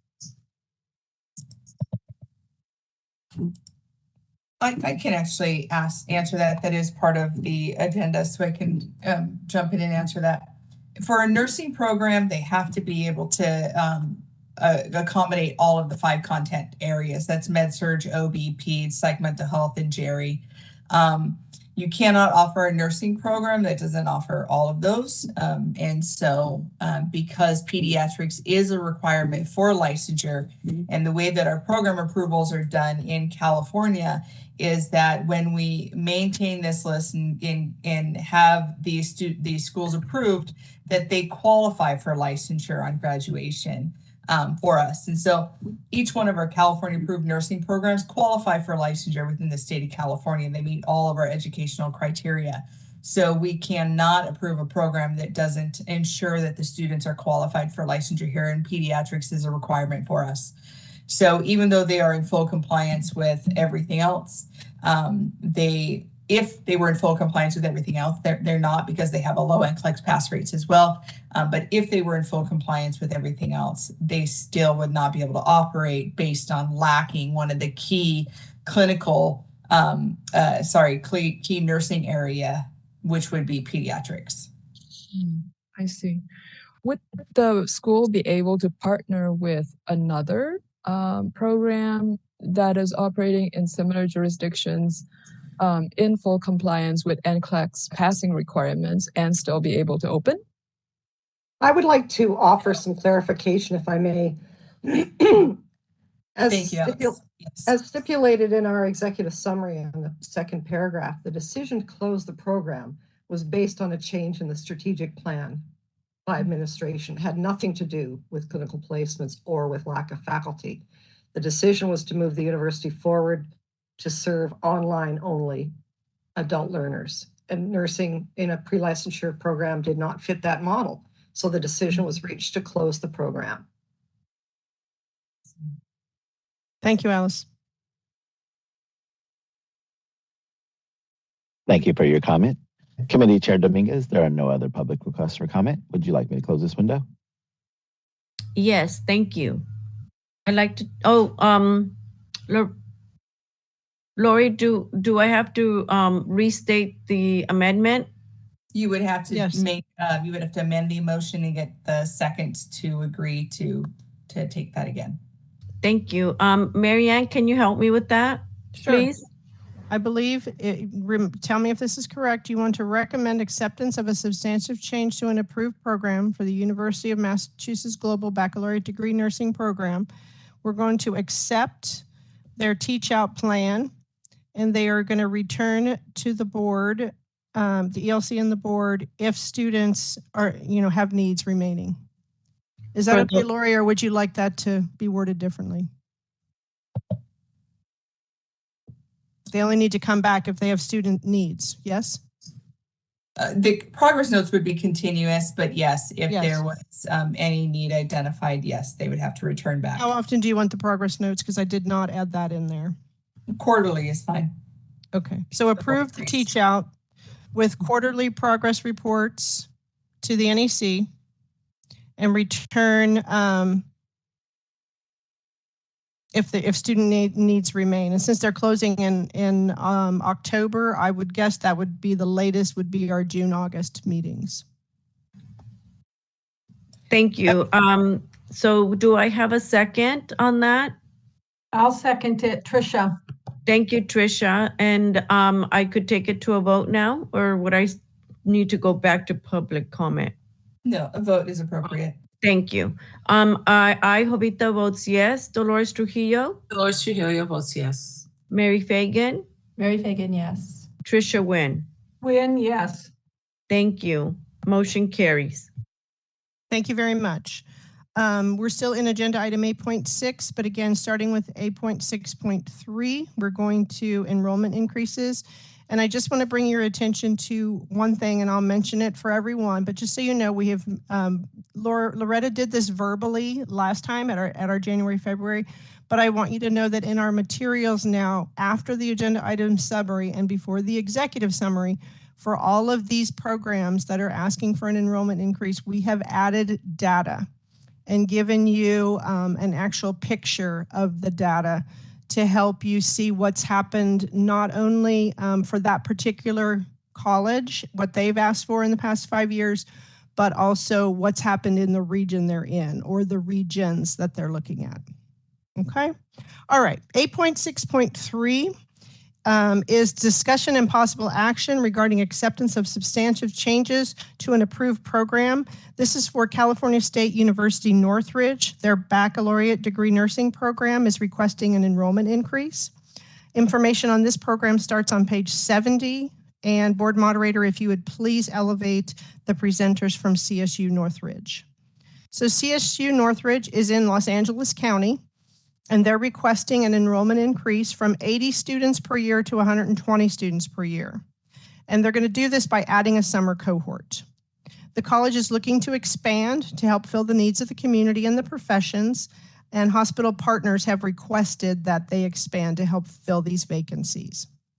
Currently, they enroll 40 students twice a year for an annual enrollment of 80 students. They're requesting 40 students 3 times a year for an annual enrollment of 120 students. So this is an annual student increase of 40 students.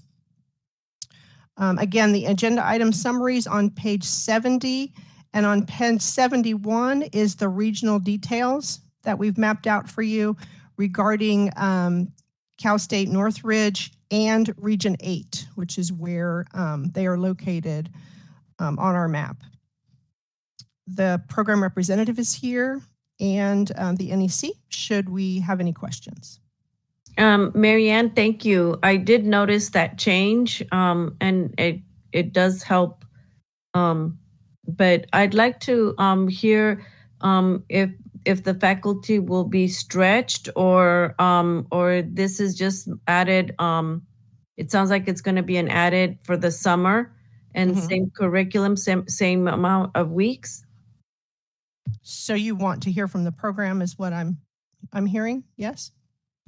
Yes. Rebecca, can you unmute and speak to your faculty and resources, please? Ooh, the power of unmuting. Yes. Hello. Thank you. Our faculty are already working in the summer for the most part because they like to work extra, but it's the same curriculum. We actually have a few more faculty than we've been able to use in spring and fall. So having a summer cohort not only is good for the faculty who want to work, but it also gives a little bit of a break for those who may want to take some time off from, teaching clinical or theory. So we are lucky and blessed to have enough faculty who are excited to teach an additional cohort if it's approved. And just to remind the committee that we can't bring any program forward to ask for an enrollment increase for them unless they have the resources available.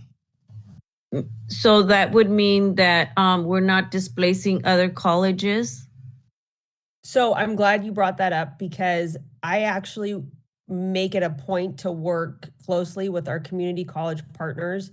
We are the only baccalaureate or CSU baccalaureate program in the San Fernando Valley. And there are lots of hospitals, and we partner with about 7 of the local associate degree programs.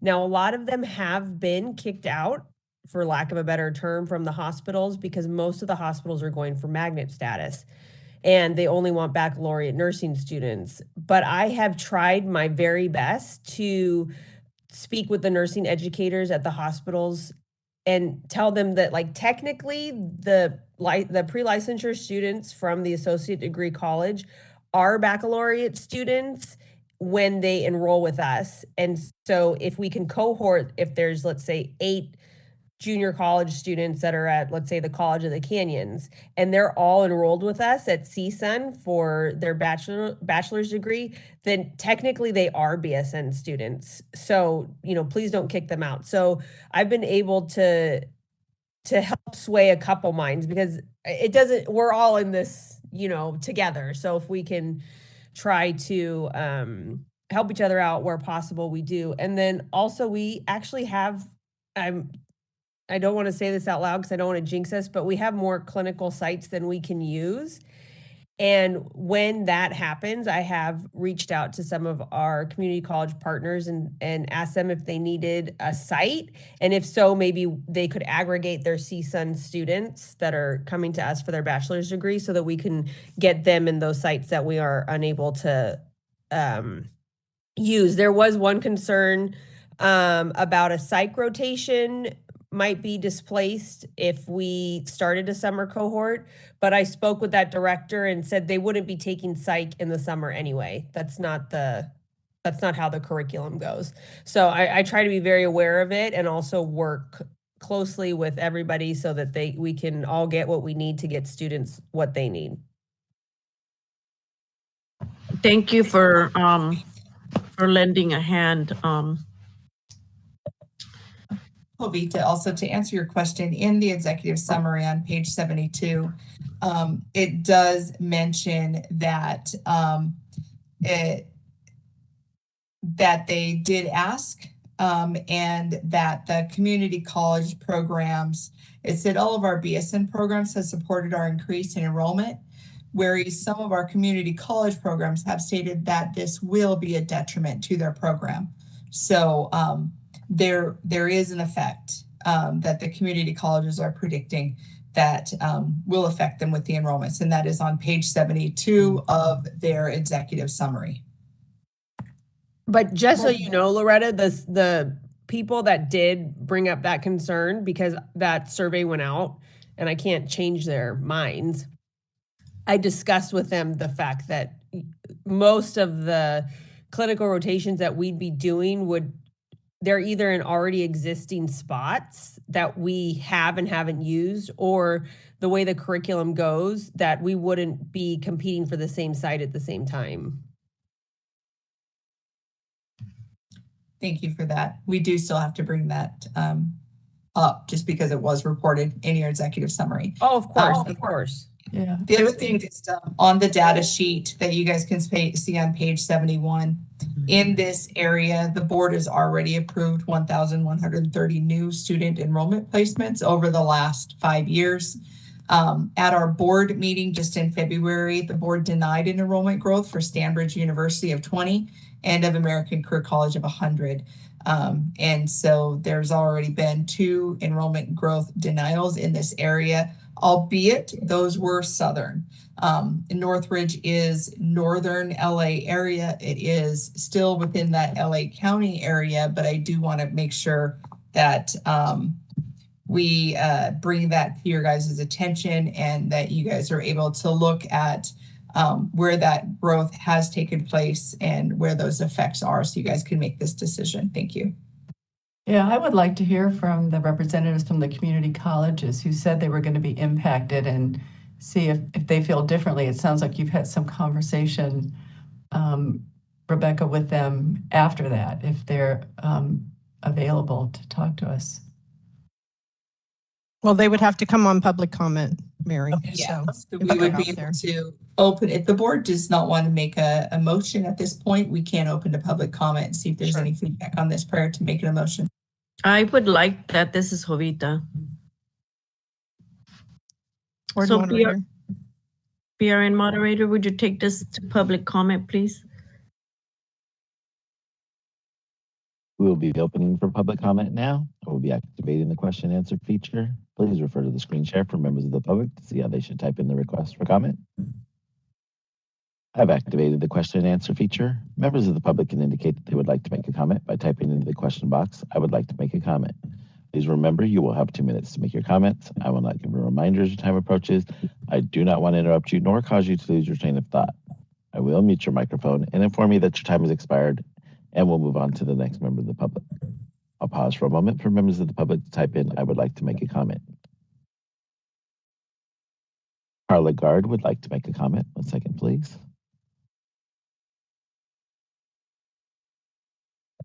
Hi, Carla Gard from Bakersfield College.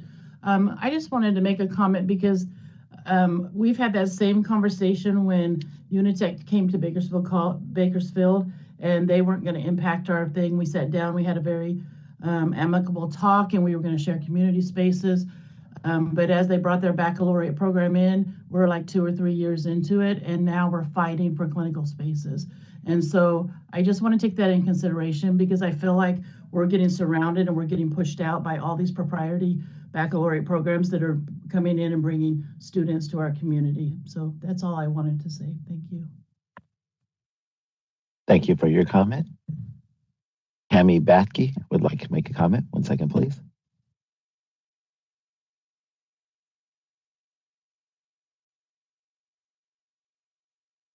Yes.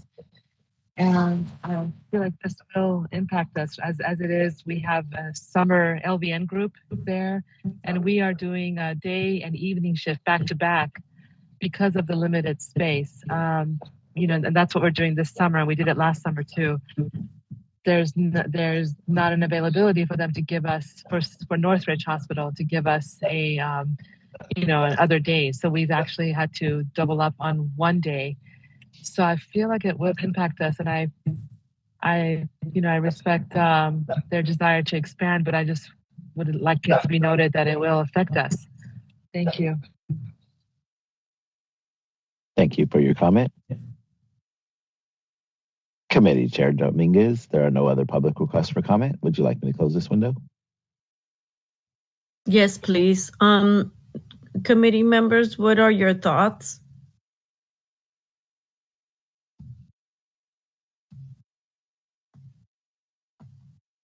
Yeah, I think we're in a tight spot here since we denied the 2 other programs at our last meeting. And you know, had we heard from the community colleges that they did think that this was going to be something that would be and not displace their students, I would feel differently, especially because they are more north. I haven't, as much as I'd like for them to be able to expand, I'm not sure how we can do that with the decisions that we've already made.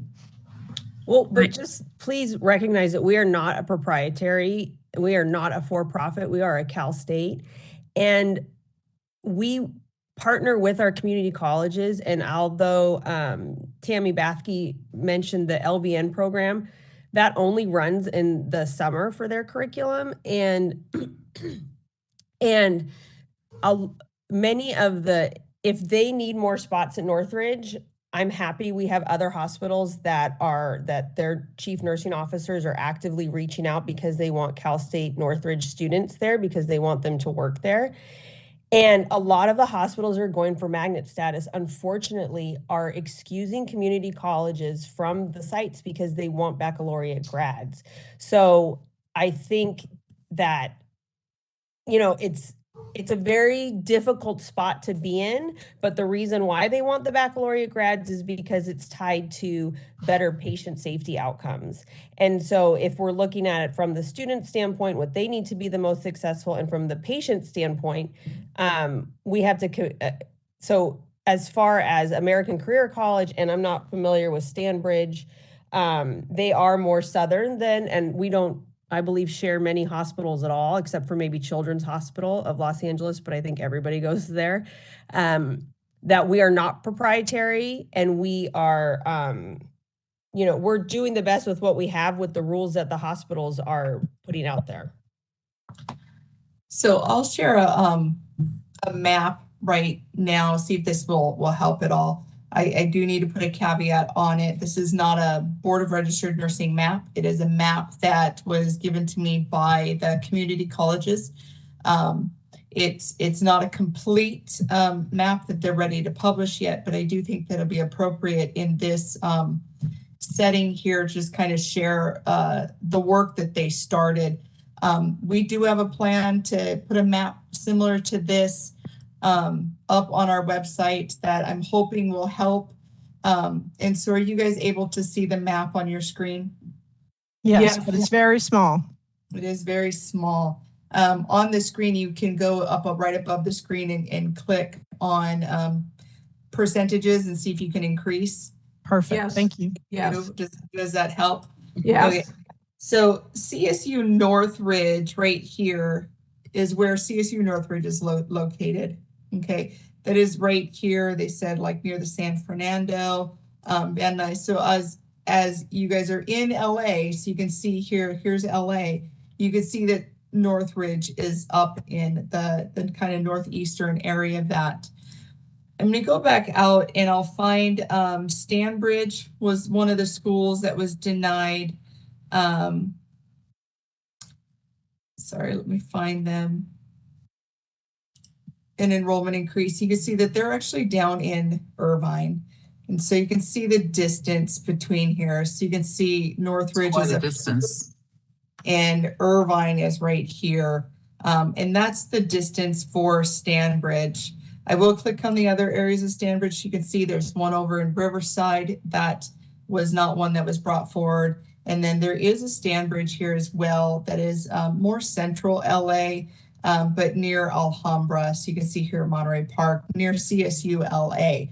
Now, CSU LA was given 18 enrollment increase on the same board meeting that Stanbridge was denied. And you could see that proximity. So that would make sense, right? That if you had granted one here, that maybe this one would be problematic. So I just want you guys to see on a map here. The other school that would not that was not approved was American Career College. And so I want to make sure you guys have the location there. That is more, again, central located LA. They are still close though. So I want to make sure that we're all aware of this, because as you guys saw in the progress notes, and there's another one over here in Ontario, where there was a school that said they're located here in West Covina area. They're not able to find clinical sites. So they're looking here in San Bernardino over on this area here, where you can see San Bernardino Valley Colleges. So when you have displacement in a greater area, what happens is these schools start going north and east and south and west to try to find clinical placements for their students. So I want you guys to be able to take in the full view of why we are looking at LA, Orange County, San Diego, different than the rest of California at this point.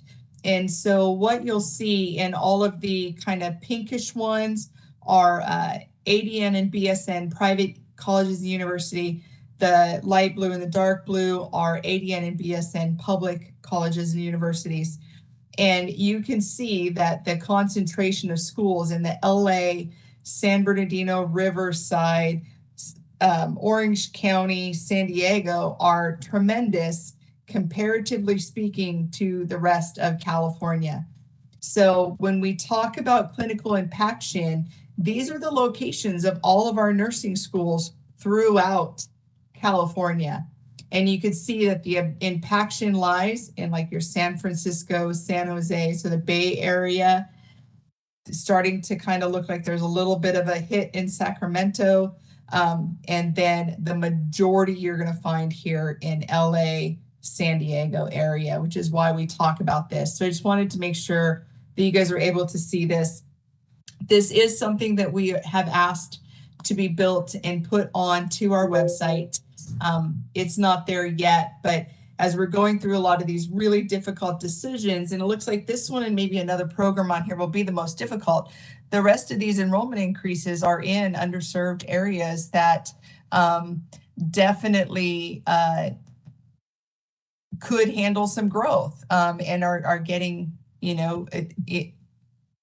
into the ability to be able to help us with our challenges to get nursing students in, and having our homegrown schools kind of come up and increase enrollments. And so I just wanted to share that with you. Hopefully that can help you guys make decisions. I'm not sure, but these decisions are very difficult. And just so you guys know, this is a committee meeting. It's not a board meeting. So if the committee wants to defer any decisions to the full board for this school, that's absolutely something can happen. You can also ask for the school to bring back additional information so that you guys can make a more informed decision at the board. Decisions do not need to be made today because this is a committee and we do still have the ability to go to full board next month. So I just wanted to throw out those options to y'all. Thank you, Lori. I have a question, I guess, for Mary Ann, and that is, could we defer for 1 month a decision on this and ask Cal State University Northridge to kind of get together with the community colleges and just see if they could come up with some kind of an agreement, a plan, some kind of negotiated settlement so that we're not put in the position of, kind of picking winners and losers. I don't think that serves anybody. I think that's what Lori might have been referring to. The board meeting is next month. And so, yes, this committee can make a recommendation, can defer to the board. You can ask for anything you would like from the program, and our NECs would be happy to work with the program to get what you need and put it as part of the materials packet for May. I appreciate those options. I'm leaning towards believing the director of Northridge that in good faith she is working with the other colleges. Northridge is public and it's state, or I'm sorry, is it a university or a state college? University, California State University, Northridge. Thank you so much. No problem. I get confused since I'm not in that area, but I will respect my committee members. It sounds like a couple of them are unsure, so we can defer. So I'd like to make a motion to defer the motion to recommend acceptance of the of substantive changes of the approved program, California State University Northridge Baccalaureate Degree Nursing Program for the enrollment increase, defer for next month. Do I have a second? I second it. This is Dolores. Thank you, Dolores. And is there any specifics that you want the program, anything that you want the program to submit between now and then, or? I believe that Mary and Tricia would like maybe good faith from Northridge that they are making all efforts, although I feel like I heard that. But I'm sorry, what was her name? Rebecca. Rebecca, Yes. if you could talk to the people that feel that you will be impacting their programs, and if you could just for next month see where we're at. Okay, it is in her agenda. It is in her executive summary, but Rebecca, maybe you can touch base again and update your executive summary in that area to. Can we find out what hospitals they are using for their clinicals? It's all in the paperwork, and I actually did speak with Heather Daughter, who's over at College of the Canyons, but I don't know if Tammy took over her spot. I don't know when they have a changing of the guards. So, and I did tell Heather Daughter that, don't worry, like we're not gonna. I'm on a text message relationship with most of the ADN people, and don't worry, like we're not going to take because she was specifically concerned about psych placements. But we have to do evening clinicals too, and that was one of the things that Tammy Bathke brought up. So it's not, evening is not nights, and I like evening shift, but so we're not in the place where we're getting all the fancy day shifts. We do a lot of Friday, Saturday, and Sundays just so that we don't displace other schools. And so I'm happy to go back and talk to them more. I do have in all the paperwork I submitted, all the people that we asked who responded, how they responded, what I thought we could do to make it. And I would certainly, in the core of my heart, never willingly stomp somebody out of a clinical site because I wanted to get our students. I would look for I would increase simulation time up to mandatory or whatever, but I'm happy to go back and, put it in a good faith memo or something. I mean, I can't, And Rebecca, we could add other items. I just have to make sure that we check with Lori because in our audit, they were very specific that we could not accept letters of support or non-support from any programs. So when we get those, we can't use them. I don't know if they can go straight to Lori or if that's they just told us we couldn't use them. So we've stopped taking any of that. And if we get it, we certainly can't present it because that would be going against the audit recommendations. But this will give opportunity for those public community colleges to attend, and we can hear input from them too. They could be on public comment. Yeah. Absolutely. Yeah. The community colleges, the other CSUs, the private institutions, if they're being affected by this, they absolutely can come into public comment. One thing that can be done is we do ask as part of our new program approval and now our new campus locations to follow one of our forms. We call it an EDP I-01.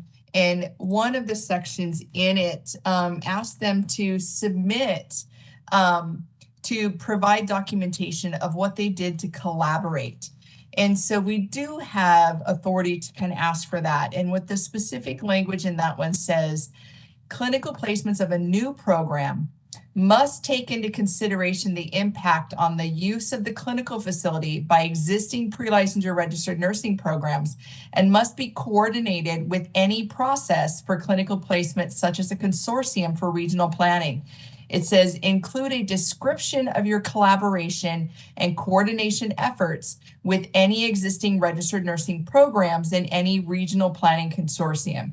So that is something that we can ask. This is something that is used for our new schools, our new campuses. This is not a new school or new campus, but submitting a description of your collaboration and coordination efforts with any existing RN program in any regional planning consortium, that can definitely come from the school. That was not forbidden, essentially, for us from the California state auditors. I specifically was talking about the letters we used to collect. It's not forbidden. I understand. Correct. What the California state auditors really brought forward, which is what Dr. Marianne McCarthy brought forward, is our board historically has been looking at clinical impaction for years. The community college has been coming forth, screaming of being displaced, screaming of not having clinical placements. Mary Steckler came on the last board meeting and said, I sound like a broken record, because that is accurate. And so the board originally was like, okay, NECs, we want all of the NECs to gather a list of all the hospitals in the area and make phone calls. They wanted the NECs to make phone calls to each one of the clinical agencies and say, if this enrollment increase happened, would it cause displacement? That's not doable, and it's beyond our jurisdiction. The hospital system, which is why there's a bill introduced by Lowe this year about clinical placements, because it's not in our jurisdiction. Then the board said, okay, well, we have jurisdiction over our academic institutions, so let's put it on the onus of the director to send out a notice to all of the schools in the area and say, will we create an impact if we grew? And do you guys support or not support? And they used to come with tables of all of the schools and whether they supported, whether they not supported. We'd fill our packets full of support and letters that said it would have impact. And it didn't benefit anybody. There was no decision that could be made. Because then once we got those letters, people were saying that they were incorrect. They were saying that the community colleges would gather together and support other community colleges, but would deny every private institution. The private institutions were accused of all the BSN private institutions getting together and supporting them, but then pushing out the community colleges. So that was truly a no-win situation. Everybody was saying those faults. Even with the healthcare institutions saying, oh, no, we're not going to have clinical displacement. And then the school's like, absolutely, yes, we'll have clinical displacement. So we weren't getting any accurate information. So what the, excuse me, what the California auditor said is that the board would immediately stop using those. And so we cannot do that. And so it was recommendation number 8. And it says, to ensure the BRN is using up-to-date, accurate, and objective information to inform the governing board's enrollment decisions and to assess clinical capacity for student placements by April 1 of 2021, the board should do the following. Immediately discontinue its practice of having nursing programs seek statements of support or opposition from neighboring nursing programs when considering requests for new programs or increased enrollment at existing programs. So we cannot get letters of opposition or support. If they submit them to us, we cannot submit them to board for review or approval.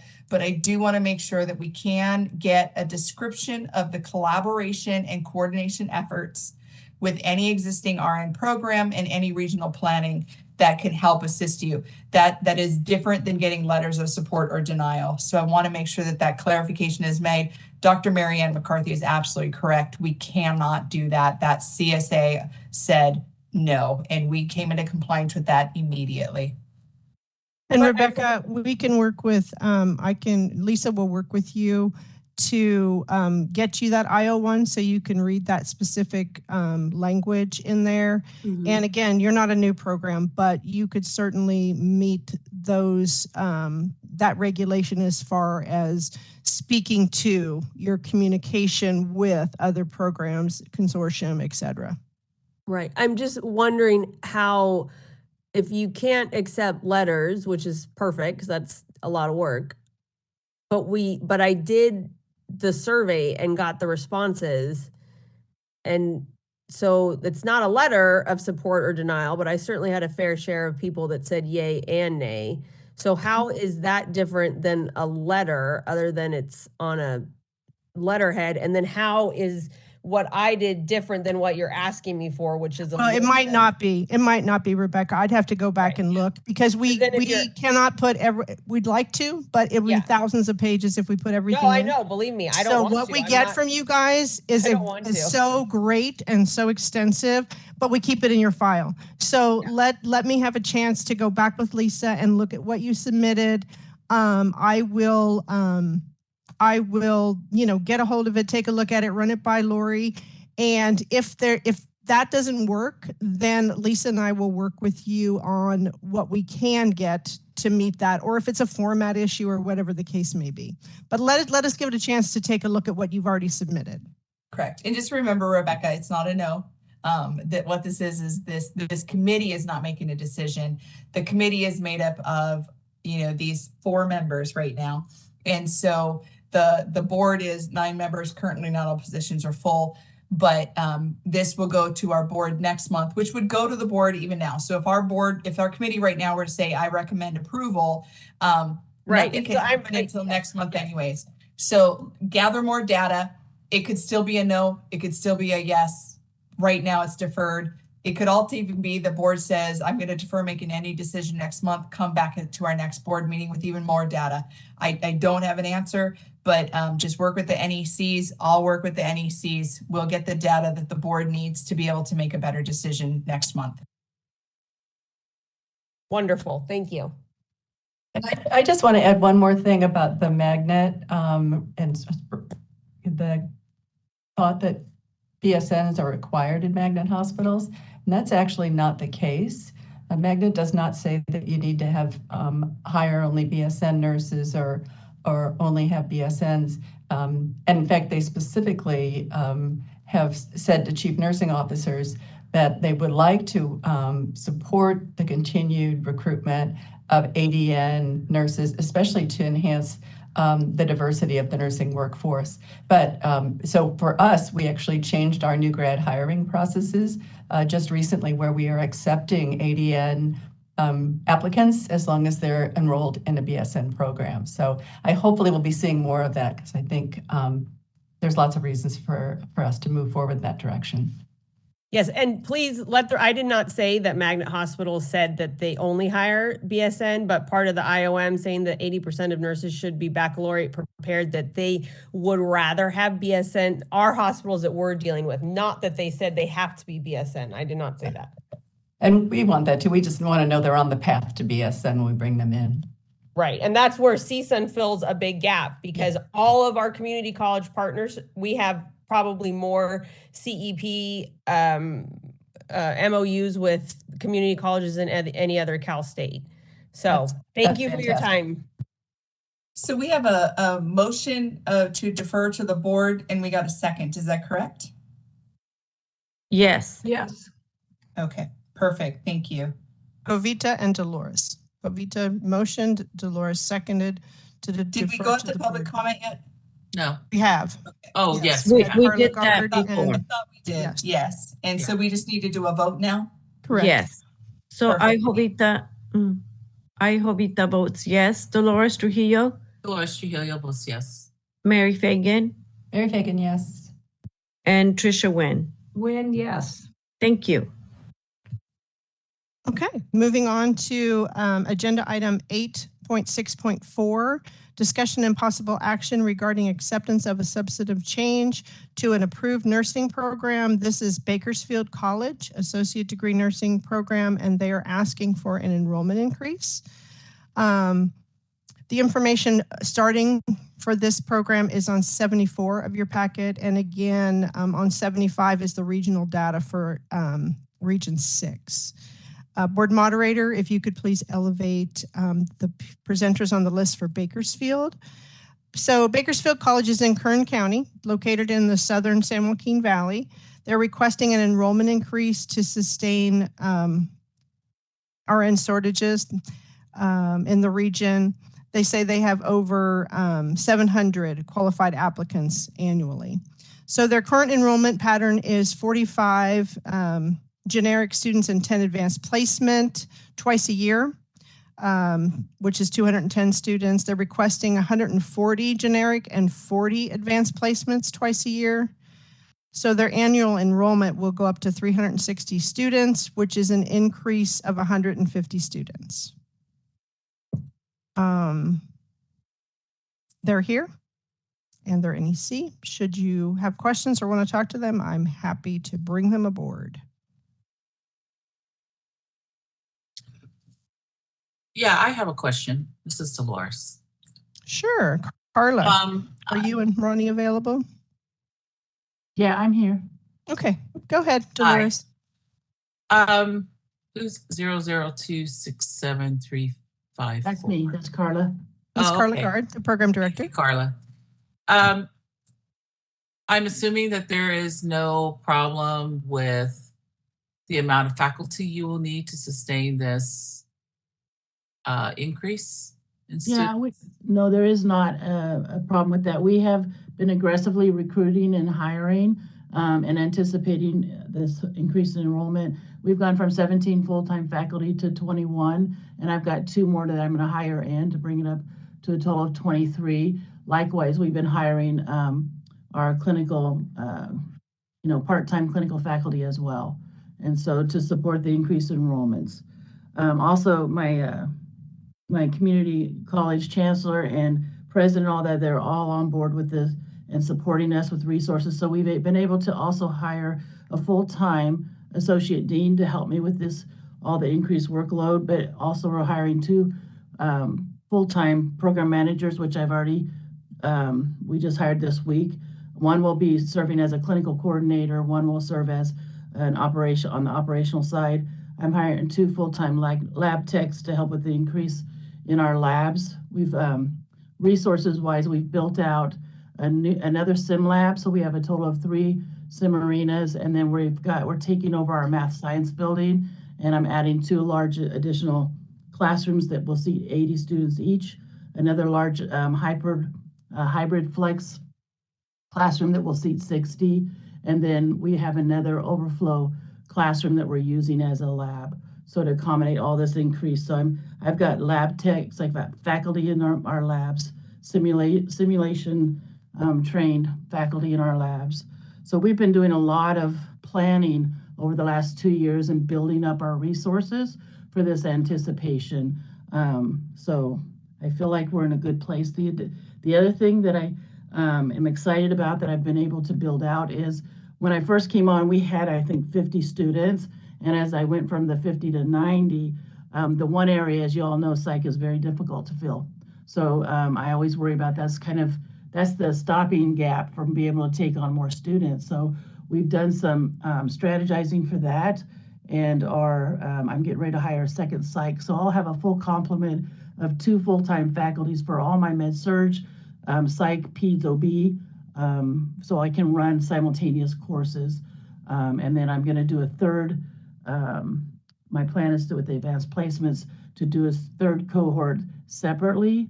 So I can, I'm piloting with the hospitals to do incumbent working programs to upskill their staff. So the one thing in the Central Valley, in our community specifically, is we have strong collaborative partnerships. And we have about 2.5, 3 years ago, we developed a community collaborative with the CEOs, CNOs, and all the Cal State Sister College and Bakersfield College to develop a strategic plan. And so we've all been on board as we've been growing our own, because that's what we have to do in Bakersfield and in the Central Valley, because it's difficult to recruit from outside. So we've done all that, and we've been able to maintain our NCLEX pass rates at a pretty proud level. We've went from 96. We did have a drop in this last pass rates to 88, and so we're keeping an eye on that. So I feel prepared for that increase, and I'm going to do it. I'm not going to just go from 90 to 140 per semester. I want to do it just like I did my 50 to 90 enrollment. I want to phase it in to make sure that we made the quality, the rigor in our pass rates, because that is important to me. And committee members, I just want to bring your attention to page 75. Just for fairness, there's a list of other programs that are on this agenda today who are also in Region 6. So we haven't got to them yet, but College of Sequoias, San Joaquin Valley, West Hills, and Sierra Costa, which is a feasibility study, are in the same region. Marianne, thank you very much. Would you please remind me what page that was on? 75. Thank you. Of the materials, sure. Thank you. No problem.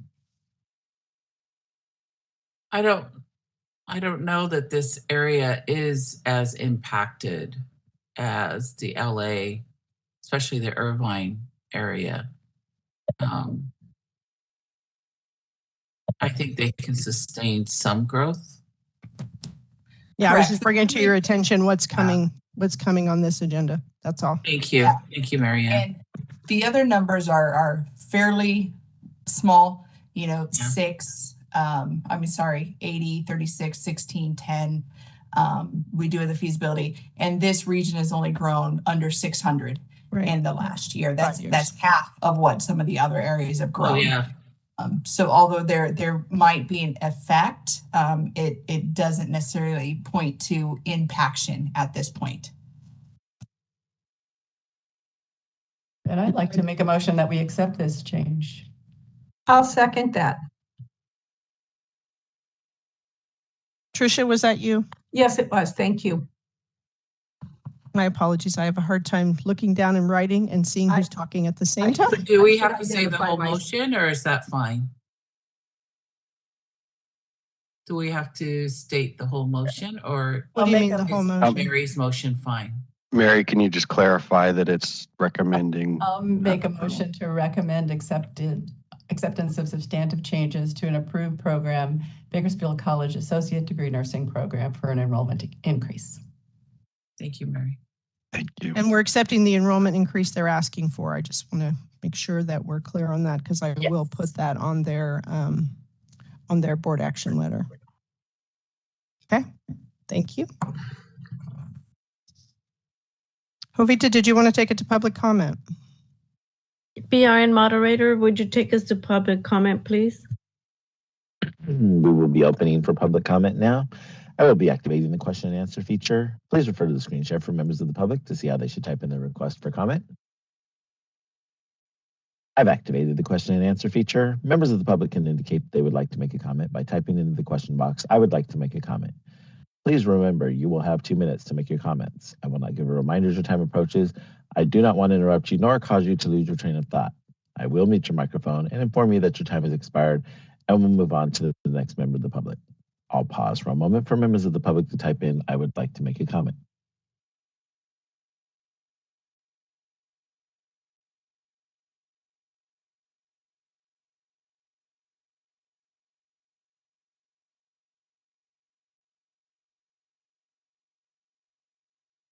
Catherine Hughes would like to make a comment. 1 second, please.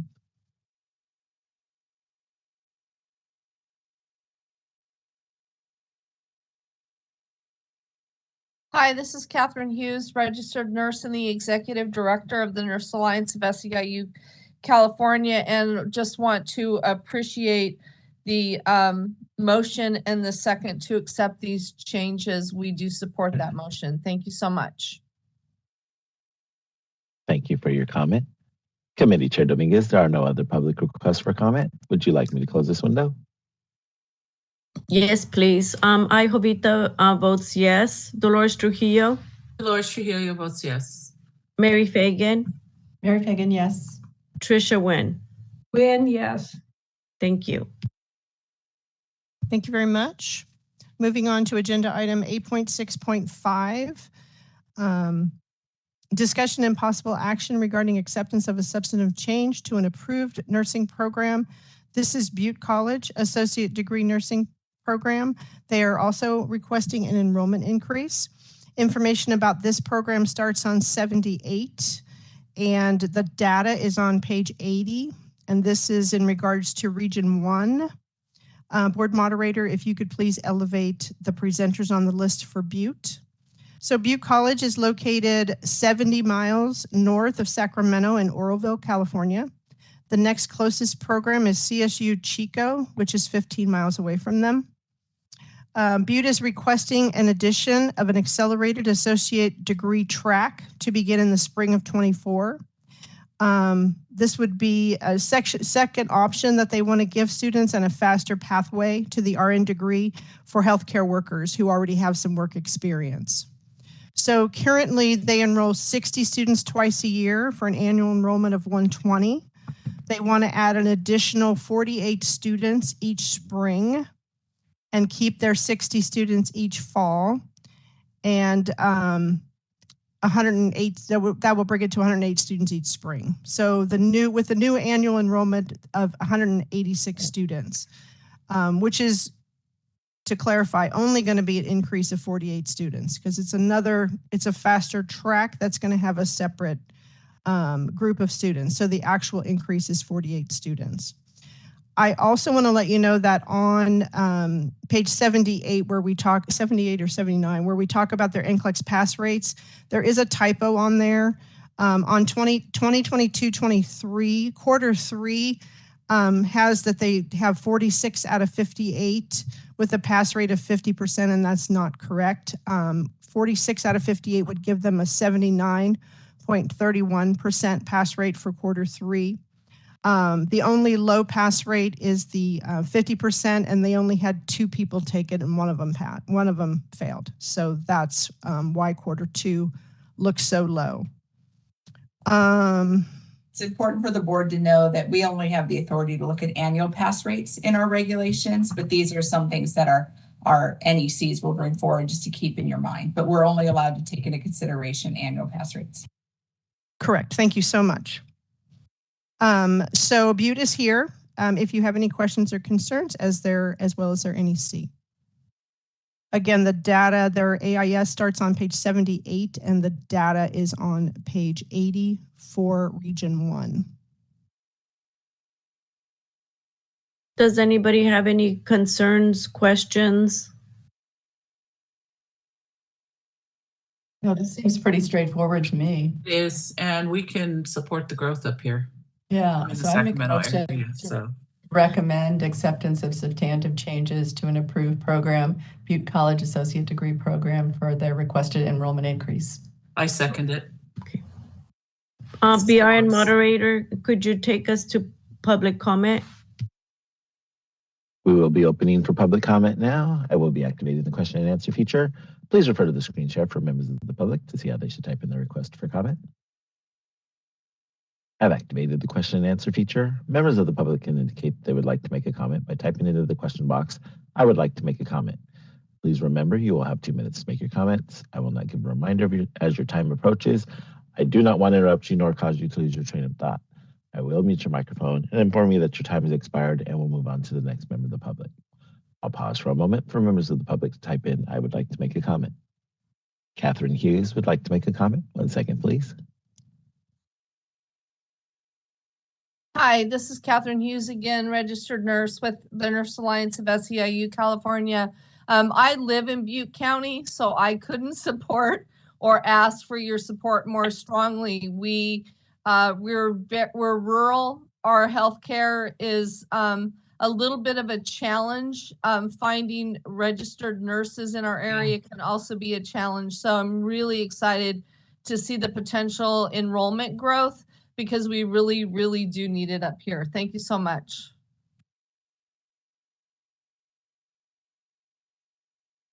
Thank you for your comment. Committee Chair Dominguez, there are no other public requests for comment. Would you like me to close this window? Yes, please. Jovita votes yes. Dolores Trujillo? Dolores Trujillo votes yes. Mary Fagan? Mary Fagan, yes. Trisha Wynn? Wynn, yes. Motion carries. Thank you so much. Agenda item 8.6.6, discussion and possible action regarding the acceptance of a substantive change to an approved nursing program. This is College of the Sequoias Associate Degree Nursing Program requesting an enrollment increase. Their information starts on page 87 of your packet, and there is details about the area, which is Region 6 again, which we spoke about earlier, on pages 88 and 89. Board moderator, if you could please elevate the presenters on the list for the College of Sequoias. This college is in Tulare County, and they're requesting an increase in their enrollment to begin in the fall of 23. They're looking to expand enrollment to help fill the needs of nurses at the local hospitals. Their current enrollment is 50 students twice a year and 20 students once a year in their year-round track. So they have an annual enrollment of 120 students. They're requesting an enrollment increase to 90 students twice a year, and they're going to keep their year-round track unchanged with their 20 students. So the requested total enrollment is now 200 students, and this is an increase of 80 students annually. COS is here. Their representatives are here. Our NEC is here. Again, they're in Region 6. Let us know if you have any questions.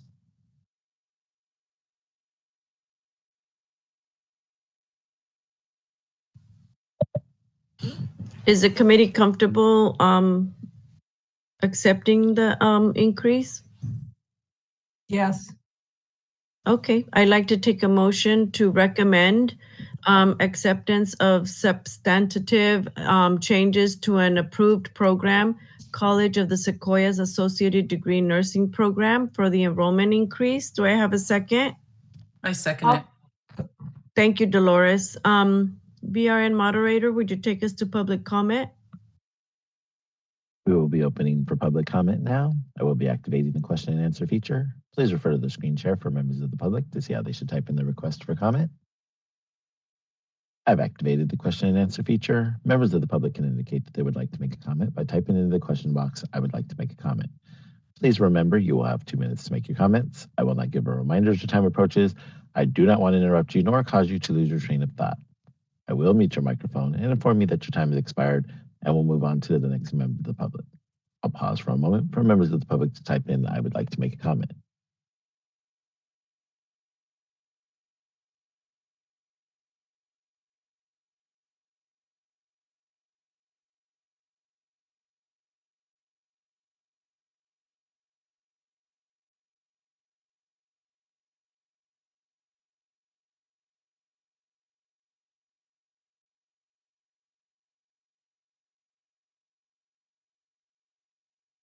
Committee Chair Dominguez, there are no public requests for comment. Would you like me to close this window? Yes, please. Jovita votes yes. Dolores Trujillo?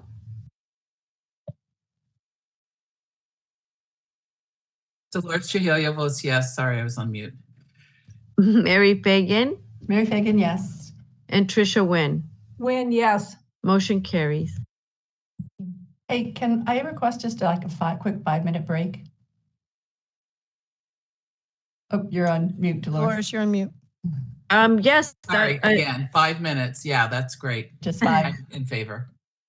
So we'll be back at 3:50 or 3:51. Thank you. 3:50. We'll come back and establish. 4 minutes will work.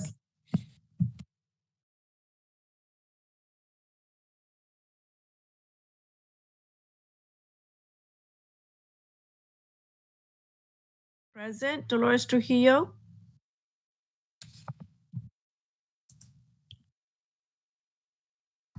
Mary Fagan? Dolores Trujillo is present. Thank you. Mary Fagan? Mary Fagan, present. Trisha? Trisha, present. Lori Melby? I'm here. And Reza? Here as well. And Mary Ann I'm sorry, Mary Ann McCarthy. Yes, I'm here. Thank you. And we'll continue on with agenda item 8.6.7. This is discussion and possible action regarding acceptance of a substantive change to an approved nursing program. This is for Merced College Associate Degree Nursing Program, and it is an enrollment increase. Information about Merced can be found starting on page 91, and the data that we've been talking about is on page 92 for Region 4. They're in Region 4. Board Moderator, would you please elevate the presenters on the list for Merced? Merced College Associate Degree Nursing Program is in Merced County. The college is also requesting an enrollment increase to meet community needs. Their current enrollment is 30 students twice a year for an annual enrollment of 60 students. They're requesting 65 students twice a year, fall and spring, for an annual enrollment of 130 students. So they would like to increase their annual enrollment by 70 students. The data is on page 92 for the region and for the school, and the representatives are here should you have any questions. Thank you. I believe this is a college that can sustain the increase. I agree. Yeah. I'll if everybody's okay with it, I would motion to recommend acceptance of substantive changes to an approved program or Merced College Associate Degree of Nursing Program enrollment. I'll second that. It's Mary. Thank you. BRN Moderator, would you take us to public comment? We will be opening for public comment now. I will be activating the question and answer feature. Please refer to the screen share for members of the public to see how they should type in their request for comment. I've activated the question and answer feature. Members of the public can indicate that they would like to make a comment by typing into the question box, "I would like to make a comment." Please remember, you will have 2 minutes to make your comments. I will not give a reminder as your time approaches. I do not want to interrupt you nor cause you to lose your train of thought. I will mute your microphone and inform you that your time has expired, and we'll move on to the next member of the public. I'll pause for a moment for members of the public to type in, "I would like to make a comment."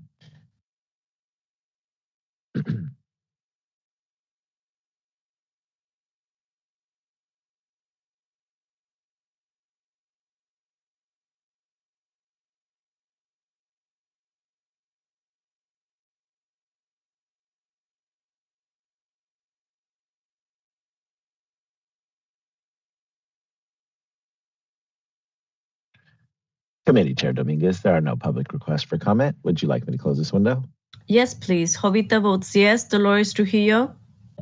Dolores Trujillo votes yes. Mary Fagan? Mary Fagan, yes. And Trisha Wynn? Wynn, yes. Motion carries. Thank you very much. Agenda item 8.6.8, discussion and possible action regarding acceptance of substantive changes to an approved nursing program. This is San Joaquin Delta College Associate Degree Nursing Program. also requesting an enrollment increase. Their information starts on page 94, and the data, and they also are in Region 4, is on page 95. Board moderator, if you could please elevate the presenters for San Joaquin Delta. San Joaquin Delta is located in the Stockton area. It's about 45 minutes south of Sacramento in the Central Valley region. They're requesting an enrollment increase to continue working with the local clinical partners to address the shortages of RNs in the Central Valley. The current enrollment is 40 students annually every fall and 80 students every spring. So they have 120 students annually right now, and they want to go to 60 students each fall and remain with their 80 students in the spring. So their annual enrollment will go up by 20 students from 120 to 140. Again, the agenda item summary is on page 94 with the data on 95, and they are available should you have questions. Thank you. Another college that can sustain this, I believe. Definitely. I'd like to do a motion. Would it be on the screen, Marianne, or? Yes, it will be. Board moderator, do you mind going to the next? Thank you. Although I should know how to do that by now. Motion to recommend acceptance of substantive change to an approved program, San Joaquin Delta College Associate Degree in Nursing Program enrollment increase. Do I have a second? I'll second. This is Mary. Thank you, Mary. BRN moderator, would you take us to public comment, please? We will be opening for public comment now. I will be activating the question and answer feature. Please refer to the screen share for members of the public to see how they should type in their request for comment. I've activated the question and answer feature. Members of the public can indicate they would like to make a comment by typing into the question box, "I would like to make a comment." Please remember, you will have 2 minutes to make your comments. I will not give a reminder as your time approaches. I do not want to interrupt you nor cause you to lose your train of thought. I will mute your microphone and inform you that your time has expired, and we'll move on to the next member of the public. I'll pause for a moment for members of the public to type in, "I would like to make a comment."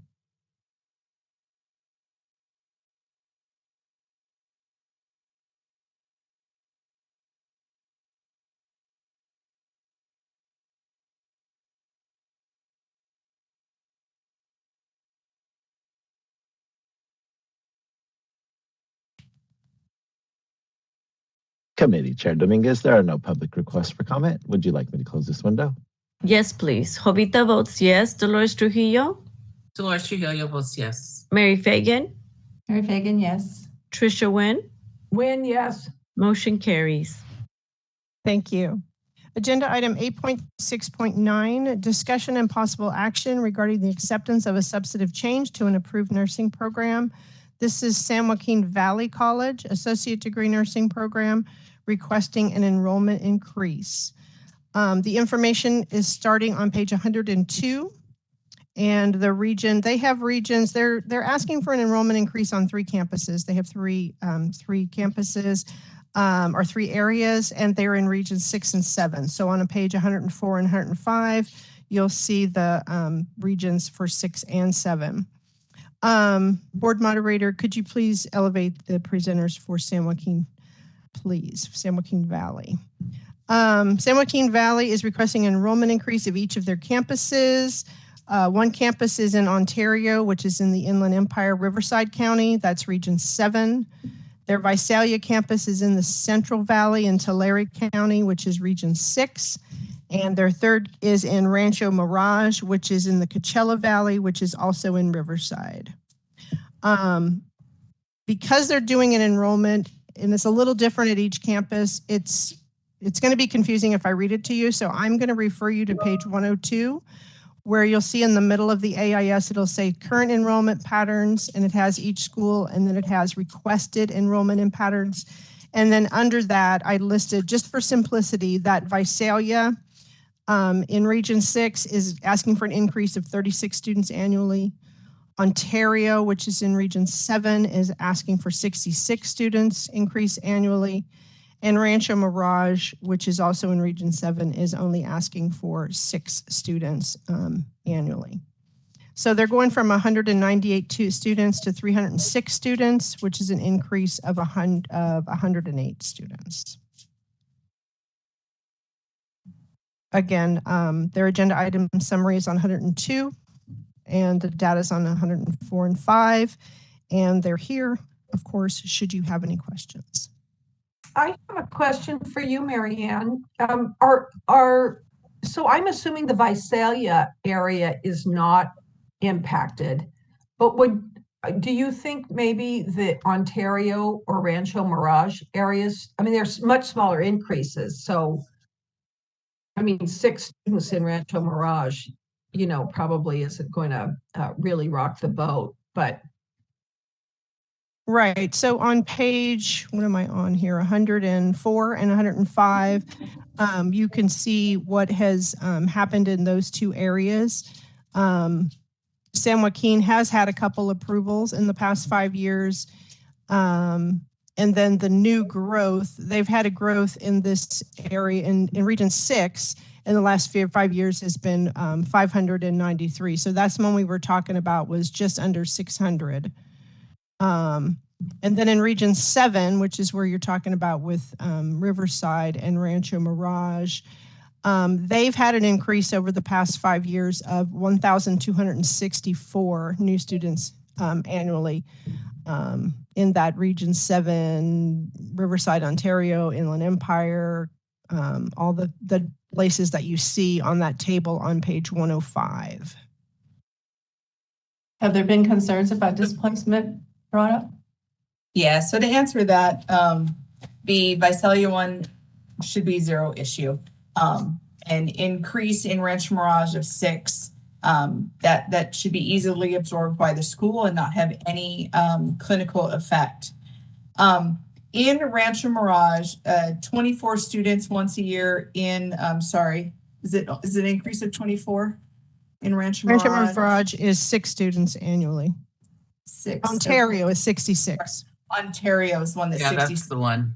So yeah, that's the one that's not going to be issue. The Ontario one may have an impact. Absolutely. So that's a great question. So as we saw earlier on today, we had, and on that map, you were able to see the proximity of San Diego, Riverside, LA, all on that kind of map. And you can see that Ontario is kind of in the middle between LA and Riverside. And it's actually west of San Bernardino, where there was in our progress report, the school that said we lost pediatric clinicals in the LA area. We're looking for pediatric clinicals in San Bernardino. Where ACC, which was approved at our last board meeting, the board was kind of hesitant on whether to approve them, whether not to approve them. That's actually where they were approved, was in Ontario for that enrollment growth, specifically in Ontario. So Ontario is in the Riverside area, and there was a couple program directors on at our last meeting that made mention that they're starting to feel the impact. And so that's an absolute perfect question to ask.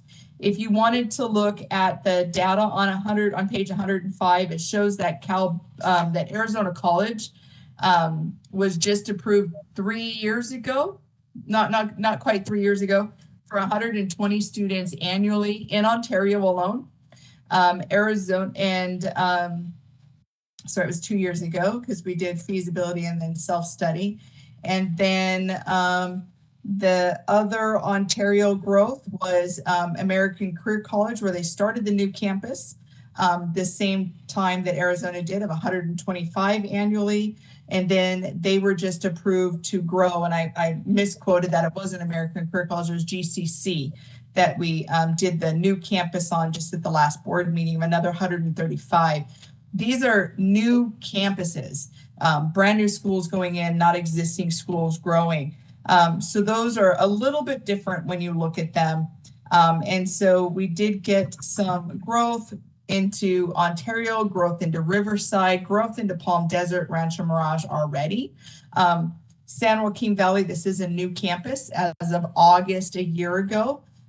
where they started off at 96 annually. They're now wanting to grow that so that they're equal within their three programs, 3 areas that they're offering. So it's a little bit of a more difficult, a less straightforward decision for our board to make. We're not getting a lot of reports of what we would call impaction, but we are definitely getting reports of they're starting to see the effect of the growth, where it is becoming difficult to get sites, where some sites are having to be very strategic in how they schedule the students in. And unfortunately, it's a lot of an impact from your San Diego schools, from your Orange County schools, from your LA schools going into this area to seek clinical placements. UMass is a perfect example. The school that had just closed, when they were coming forward in asking for their school to be approved, their pediatric site was at Eisenhower in Palm Desert. So they were going from San Diego to Eisenhower for a peds rotation. And so that's the desperation that you see in these areas. So it's a difficult decision. You can obviously still go onto our website to that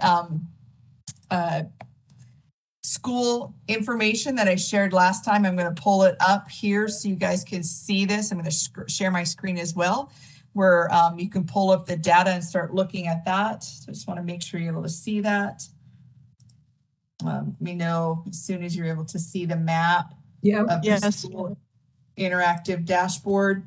So if you start scrolling over, it's going to take me a second here to scroll over because the data is kind of on the other side, where it starts to talk about the areas and the clinical effect. So I'll get past the demographic information, attrition, completion, and then you can get what our schools have shared with us on denial of space. And so right here, I can go into the Inland Empire because that's the area that we're considering right now. And this is the data for the number of programs denied clinical placement, unit or shift, programs offered alternative sites, and number of programs with fewer students allowed for clinical placements.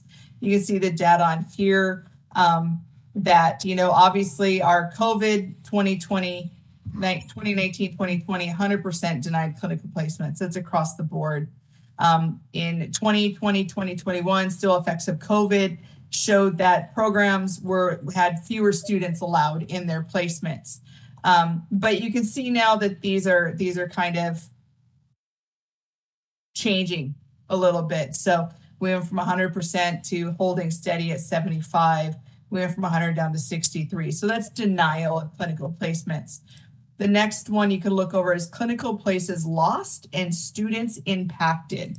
So I could show here on the region and move it to Inland Empire as well, and let that update. And so you can definitely see here they went from having greater than 2,000 students affected during COVID. The immediately year after, they did see a decline. But we're now seeing that there's 219 students that were impacted, 23 placements, units, or shifts lost. Now, even though we're seeing a direct drop from the COVID numbers, we are still higher than the years immediately preceding COVID, but lower than the 2016, 2017 year. So you can see that the Inland Empire is definitely having effects. Definitely, we're seeing these things play out. And then reasons for clinical spaces being unavailable. Again, I can pull up our Inland Empire data. You're able to see this information here. You can see that there were new questions asked since COVID. So those are the top ones. So we have no data prior to that. But you're able to see that there's competitions for clinical space due to increasing in number of nursing students in the region. This last year, 43% of the displacements came specifically from that. When you're looking at displacement from another program, 29%. Staff nurse overload or insufficient qualified staff, not due to COVID, 71%. But then you also see like a visit from the Joint Commission. 29% of the students were affected by that, because we do see that hospitals, when they have those reviews come into place, they want the students to be gone to help decrease any possibility of getting a ding. And then a decrease in patient census. That's happened too, because as we know that less and less people are going to the hospitals post-COVID, because they're still a little bit fearful of that. But the next one here are alternate out-of-hospital clinical sites. And so this has been the recent thing that we've been really pushing. We've been collecting this data, but we've been really pushing for it the last few years.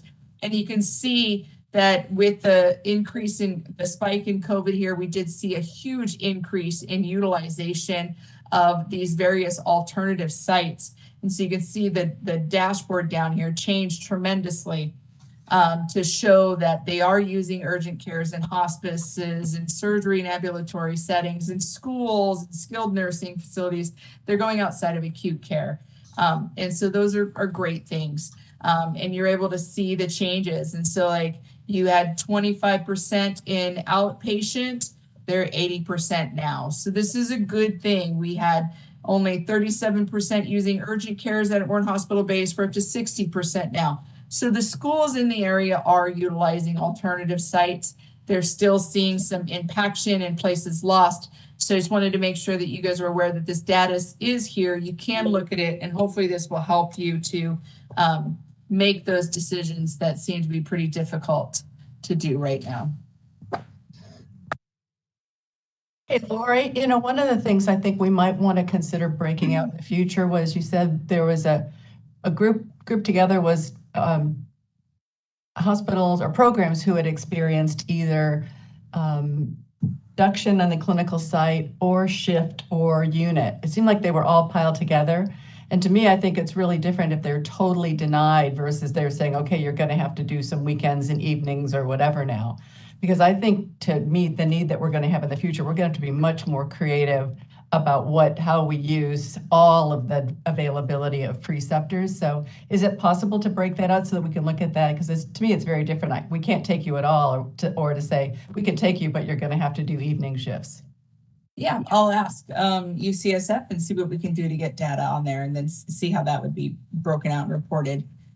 But we're denying programs, but they really could if they were just a little more creative about when they took them. That could really provide us with some additional capacity. It does, noting that within our community colleges and our CSUs, they don't have a lot of that flexibility because of the nursing unions and the faculty contracts. They do have specific timings in there, so that might be a little bit difficult to utilize alternative times and alternative placements because of that. But I will absolutely get the data for you. Yeah, I mean, that's where I think we're really all going to have to work together on this, because of that new data that just came out from NCSBN about it, 800,000 nurse shortage, like way, way higher than anyone predicted. I mean, every state is going to have to be looking at this differently, and our union contracts as well as decisions we make as a board. Absolutely. So I'm wondering two things. This is an associate degree program, Yes, which is probably a little more accessible and affordable for low income students versus most baccalaureate programs. And if we thought that we could not accept this one particular change in the Inland Empire, can we accept the others and extract this one out for next month's meeting? The other thing that I've seen our board do in the past is accept it. So accept the ones that you want. So like say you're going to accept Rancho Mirage, you're going to accept Visalia with no conditions. The board can do a 1-year acceptance or a 2-year acceptance, do a temporary approval, see how the effect is, and then they'd have to come back for permanent. That's happened a few times. If you look through the data, it'll say 20%, 20 increase times 2 years, or it'll say 20 student increase permanent with an asterisk next to it because it's already been counted. So there are several things that a board can do. So you can vote to accept 1, 2, or 3. You can vote and then defer action on 1 for the whole board to look at it, or you can even do an acceptance of 1 year with an increased admission at that site and have them come back to get that made permanent to see how the effect was. 2 years, whatever the board wants to do, you guys have the authority to do that. But it doesn't necessarily mean you have to accept carte blanche or deny carte blanche. And I see that the program director is on. Martha, did you have anything you wanted to add? Sure, I would love to add a couple of comments. One, and I know there's no question, but starting in Visalia, there doesn't seem to be as much concern there, and we are just waiting to have approval of those seats. And Cahuilla Delta Medical District is wanting we have already negotiated a partnership with them, but the parties haven't signed on the dotted line until we have seats available for that partnership because of the need that Cahuilla has for nurses. And this would be to educate their employees. In Rancho Mirage, the 6 additional seats is to make it equal so that each of the campuses are equal. And we had asked for 24 seats in the advanced practice. Advanced placement, and so that would make it 30, which is what we currently have in the advanced placement in Visalia. And the seats requested in Ontario, again, are to make it equal with Visalia and Rancho Mirage. In Ontario, as well as on the other in Visalia, we have been privileged, I guess, or fortunate to have good clinical partnerships through the years, and our clinical partners appreciate our students to the point of gobbling them up before they're even graduated, pending their licensure and offering them positions. They are in support, and I know you don't look at letters of support anymore, so I'll just state it verbally. They're very much in support of wanting more students. For the bachelor's situation, probably a third to 1/2 of our graduates have their bachelor's within 2 years of graduation from the ADN program. In Ontario as well, we have been using our clinical sites and our community sites as well. And so in the past, since COVID, and even before COVID, I was pushing it to be able to have clinical sites in the community settings because so much is in the community.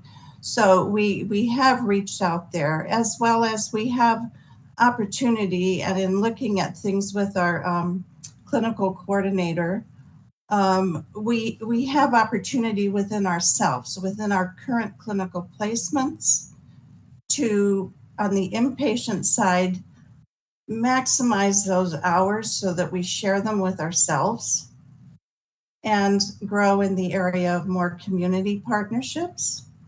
Because in no way do we want to displace other programs. I think there's a need to educate our nurses, particularly on the Ontario campus, because we are close to American Career College and a couple of other colleges. We often are admitting students who maybe have been denied by either the community colleges or other private for-profit colleges because they have perhaps more qualified students or whatever. The support and the education we provide is in my opinion, phenomenal. And that's not because I'm the director, because in past years I wouldn't have been able to say that.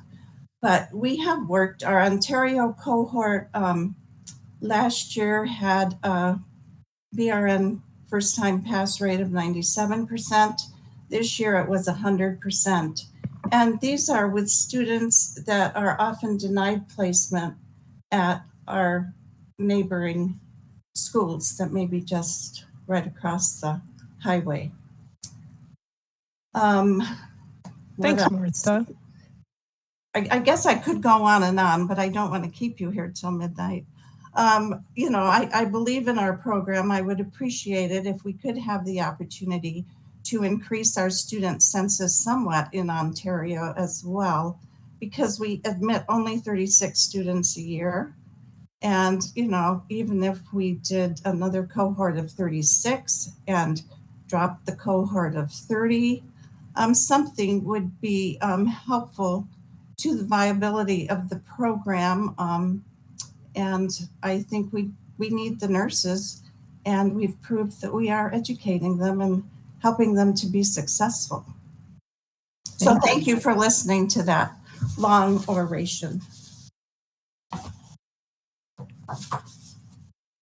I don't feel, I am very much in favor of increasing Visalia and Rancho Mirage. I don't really feel like I'm in a position today to make a decision on Ontario.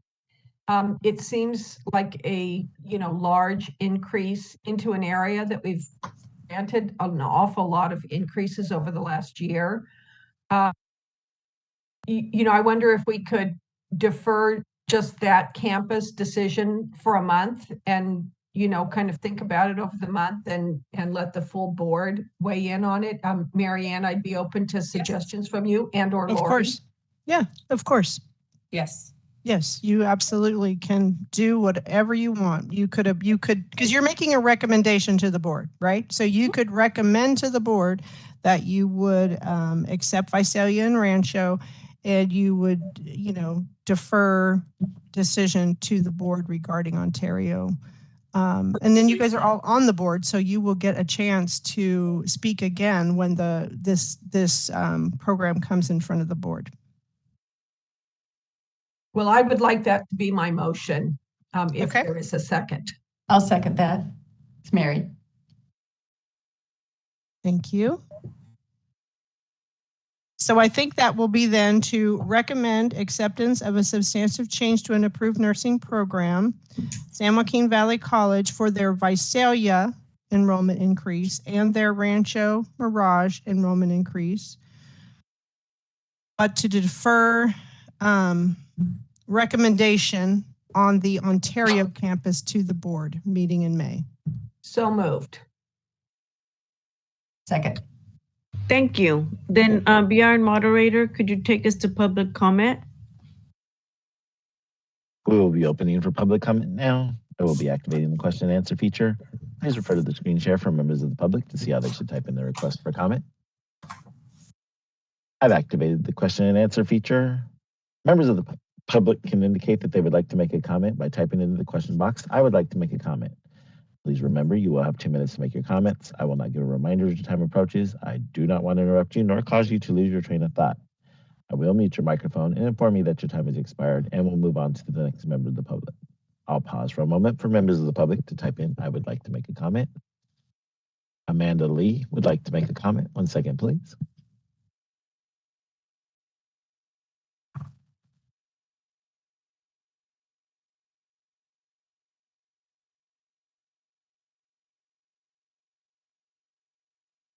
How about Marie would like to make a comment?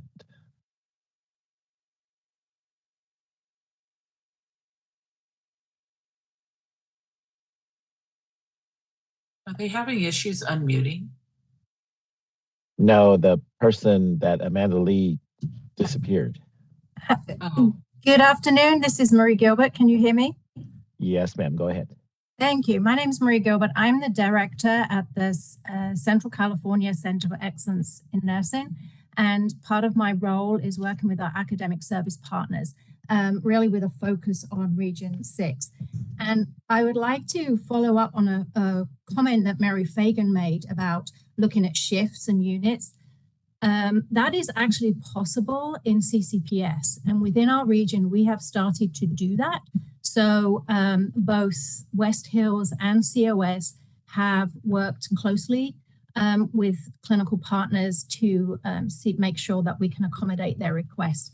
Visalia SJVC is part of our consortium, and I would really like for Martha to reach out to us so that we can do what we're doing with other programs when requests come forward. The CCPS has moved on so much now that you can look at availability, not just anticipated or perception. So I'd like to put that out there. We are doing that in the Central Valley. We're working with other private programs that are wanting to come to the Central Valley. We are reaching Impacton. So we want to support every program that wants to increase their enrollment, but we want to do it with our due diligence. Thank you for listening. Thank you for your comment. Greg Osborne would like to make a comment. 1 second, please.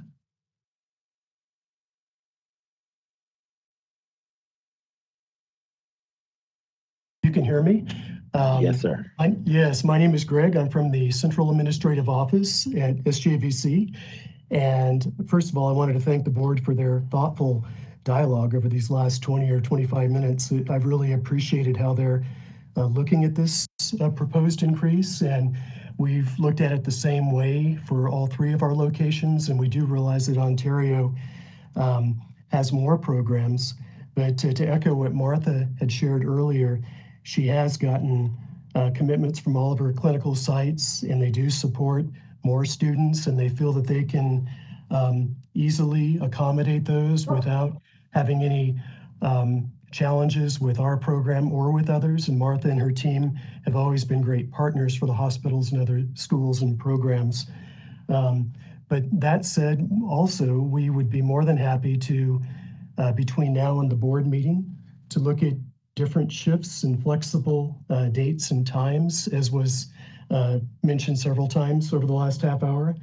And as Martha had alluded, the possibility too of looking at requesting an increase for our ADN program of 36 students, but possibly looking at the AP advanced placement increase for a later time, if that would be something the board would favor more. So we are open to those things, and we'll be happy to discuss that with our NEC between now and the next board meeting. But please know that SJVC is very committed to this program, to the success of students and future nurses in all of California. And we put a lot of priority and pride in how we help our RN programs succeed, as evidenced by things that Martha's already referenced with the NCLEX pass rates, low attrition, the overwhelming number of qualified applicants versus those that can be enrolled because of available seats in the areas. These are all things that we've considered too. But thank you for your time again, and we'll look forward to answering any other questions you may have. Thank you for your comment. Committee Chair Dominguez, there are no other public requests for comment. Would you like me to close this window? Yes, please. Jovita votes yes. Dolores Trujillo? Dolores Trujillo votes yes. Mary Fagan? Mary Fagan, yes. Trisha Nguyen? Nguyen, yes. Motion carries. Thank you so much. Agenda item 8.6.10, discussion and possible action regarding the acceptance of a substantive change to an approved nursing program. This is West Hills College in Lemoore, their associate degree nursing program. They are also asking for an enrollment increase, and their information starts on page 112. And the data information again for Region 6 is on 113. Board moderator, if you could please elevate the presenters on the list for West Hills. West Hills College Lemoore is requesting an enrollment increase to maximize their already approved clinical sites. They are located in Lemoore, which is in Kings County in the Central Valley region. They currently enroll 34 students once a year, and they want to enroll 50 students once a year. So their annual enrollment would be 50 students annually, which is an increase of 16 students. Their agenda item summary, again, is on page 112, followed by the data in this area. And the representatives are here, should you have any questions. Thank you.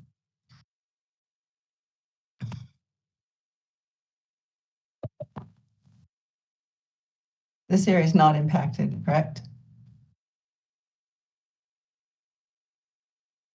I don't Correct. think it is. One of the areas that have very minimal clinical issues at this point. Again, that could change, but right now it's not bad. Yeah, it's still that 593 students increase annually in the past 5 years. But of course, well, it probably moving forward, we're going to have to look at it because we're going to admit increase about 300 more students today. So or next month. Board meeting. Yeah, next month. Sorry. Board meeting, we might have to look at this a little closer. Absolutely. Well, then I'd like to make a motion to recommend acceptance of substantive changes to an approved program, West Hills College Lemoore Associate Degree Program, for their requested enrollment increase. Jovita seconds. Thank you. BRN moderator, would you take us to public comment? We will be opening for public comment now. I will be activating the question and answer feature. Please refer to the screen share for members of the public to see how they should type in their request for comment. I've activated the question and answer feature. Members of the public can indicate they would like to make a comment by typing into the question box, "I would like to make a comment." Please remember, you will have 2 minutes to make your comments. I will not give a reminder as your time approaches. I do not want to interrupt you nor cause you to lose your train of thought. I will mute your microphone and inform you that your time has expired and will move on to the next member of the public. I'll pause for a moment for members of the public to type in, "I would like to make a comment."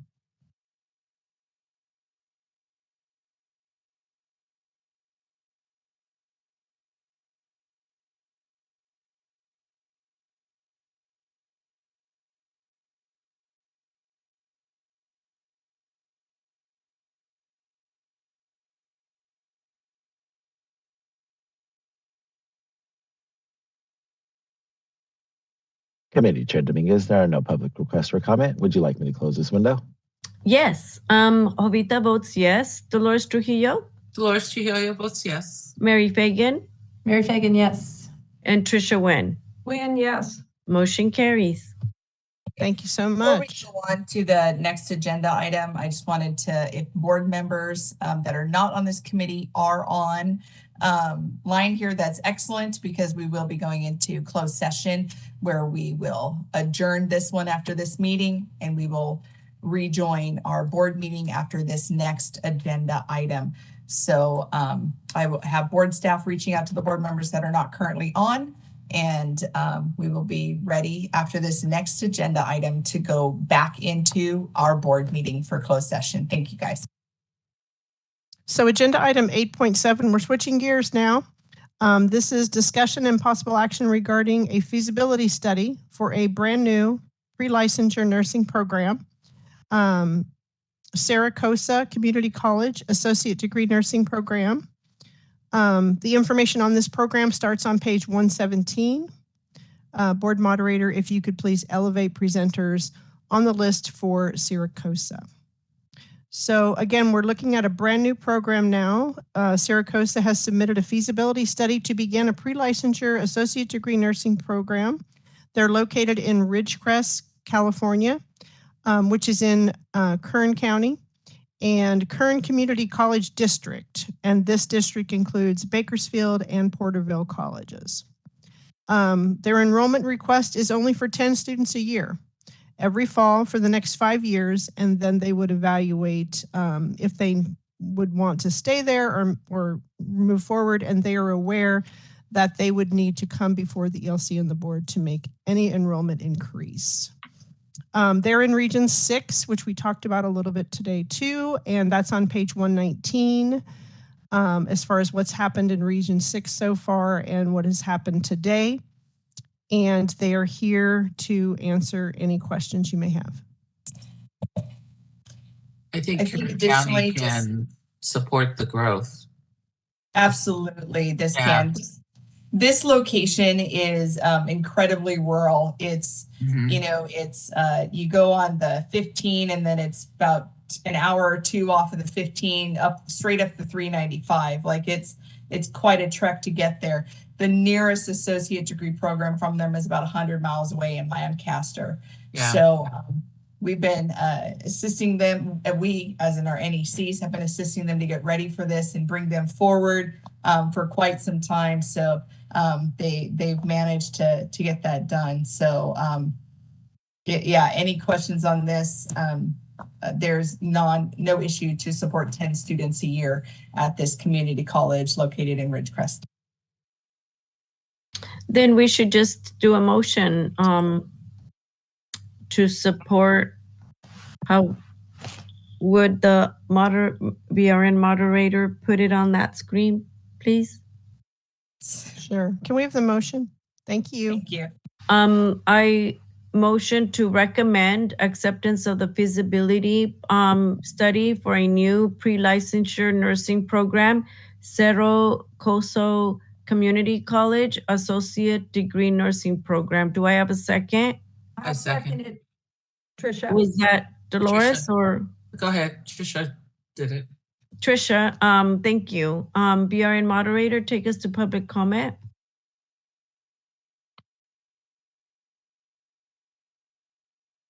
Whoops, I've muted myself. We will be opening for public comment now.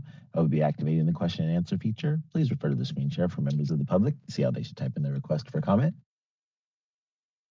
I've activated the question and answer feature. Members of the public can indicate they would like to make a comment by typing into the question box, "I would like to make a comment."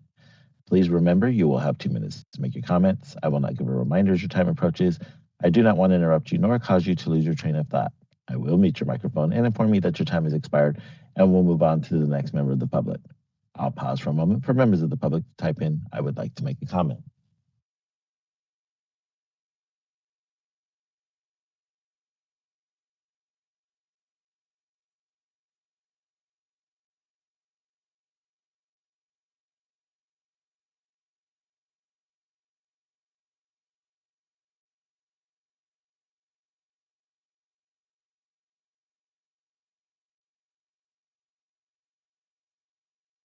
Committee Chair Dominguez, there are no public requests for comment. Would you like me to close this window?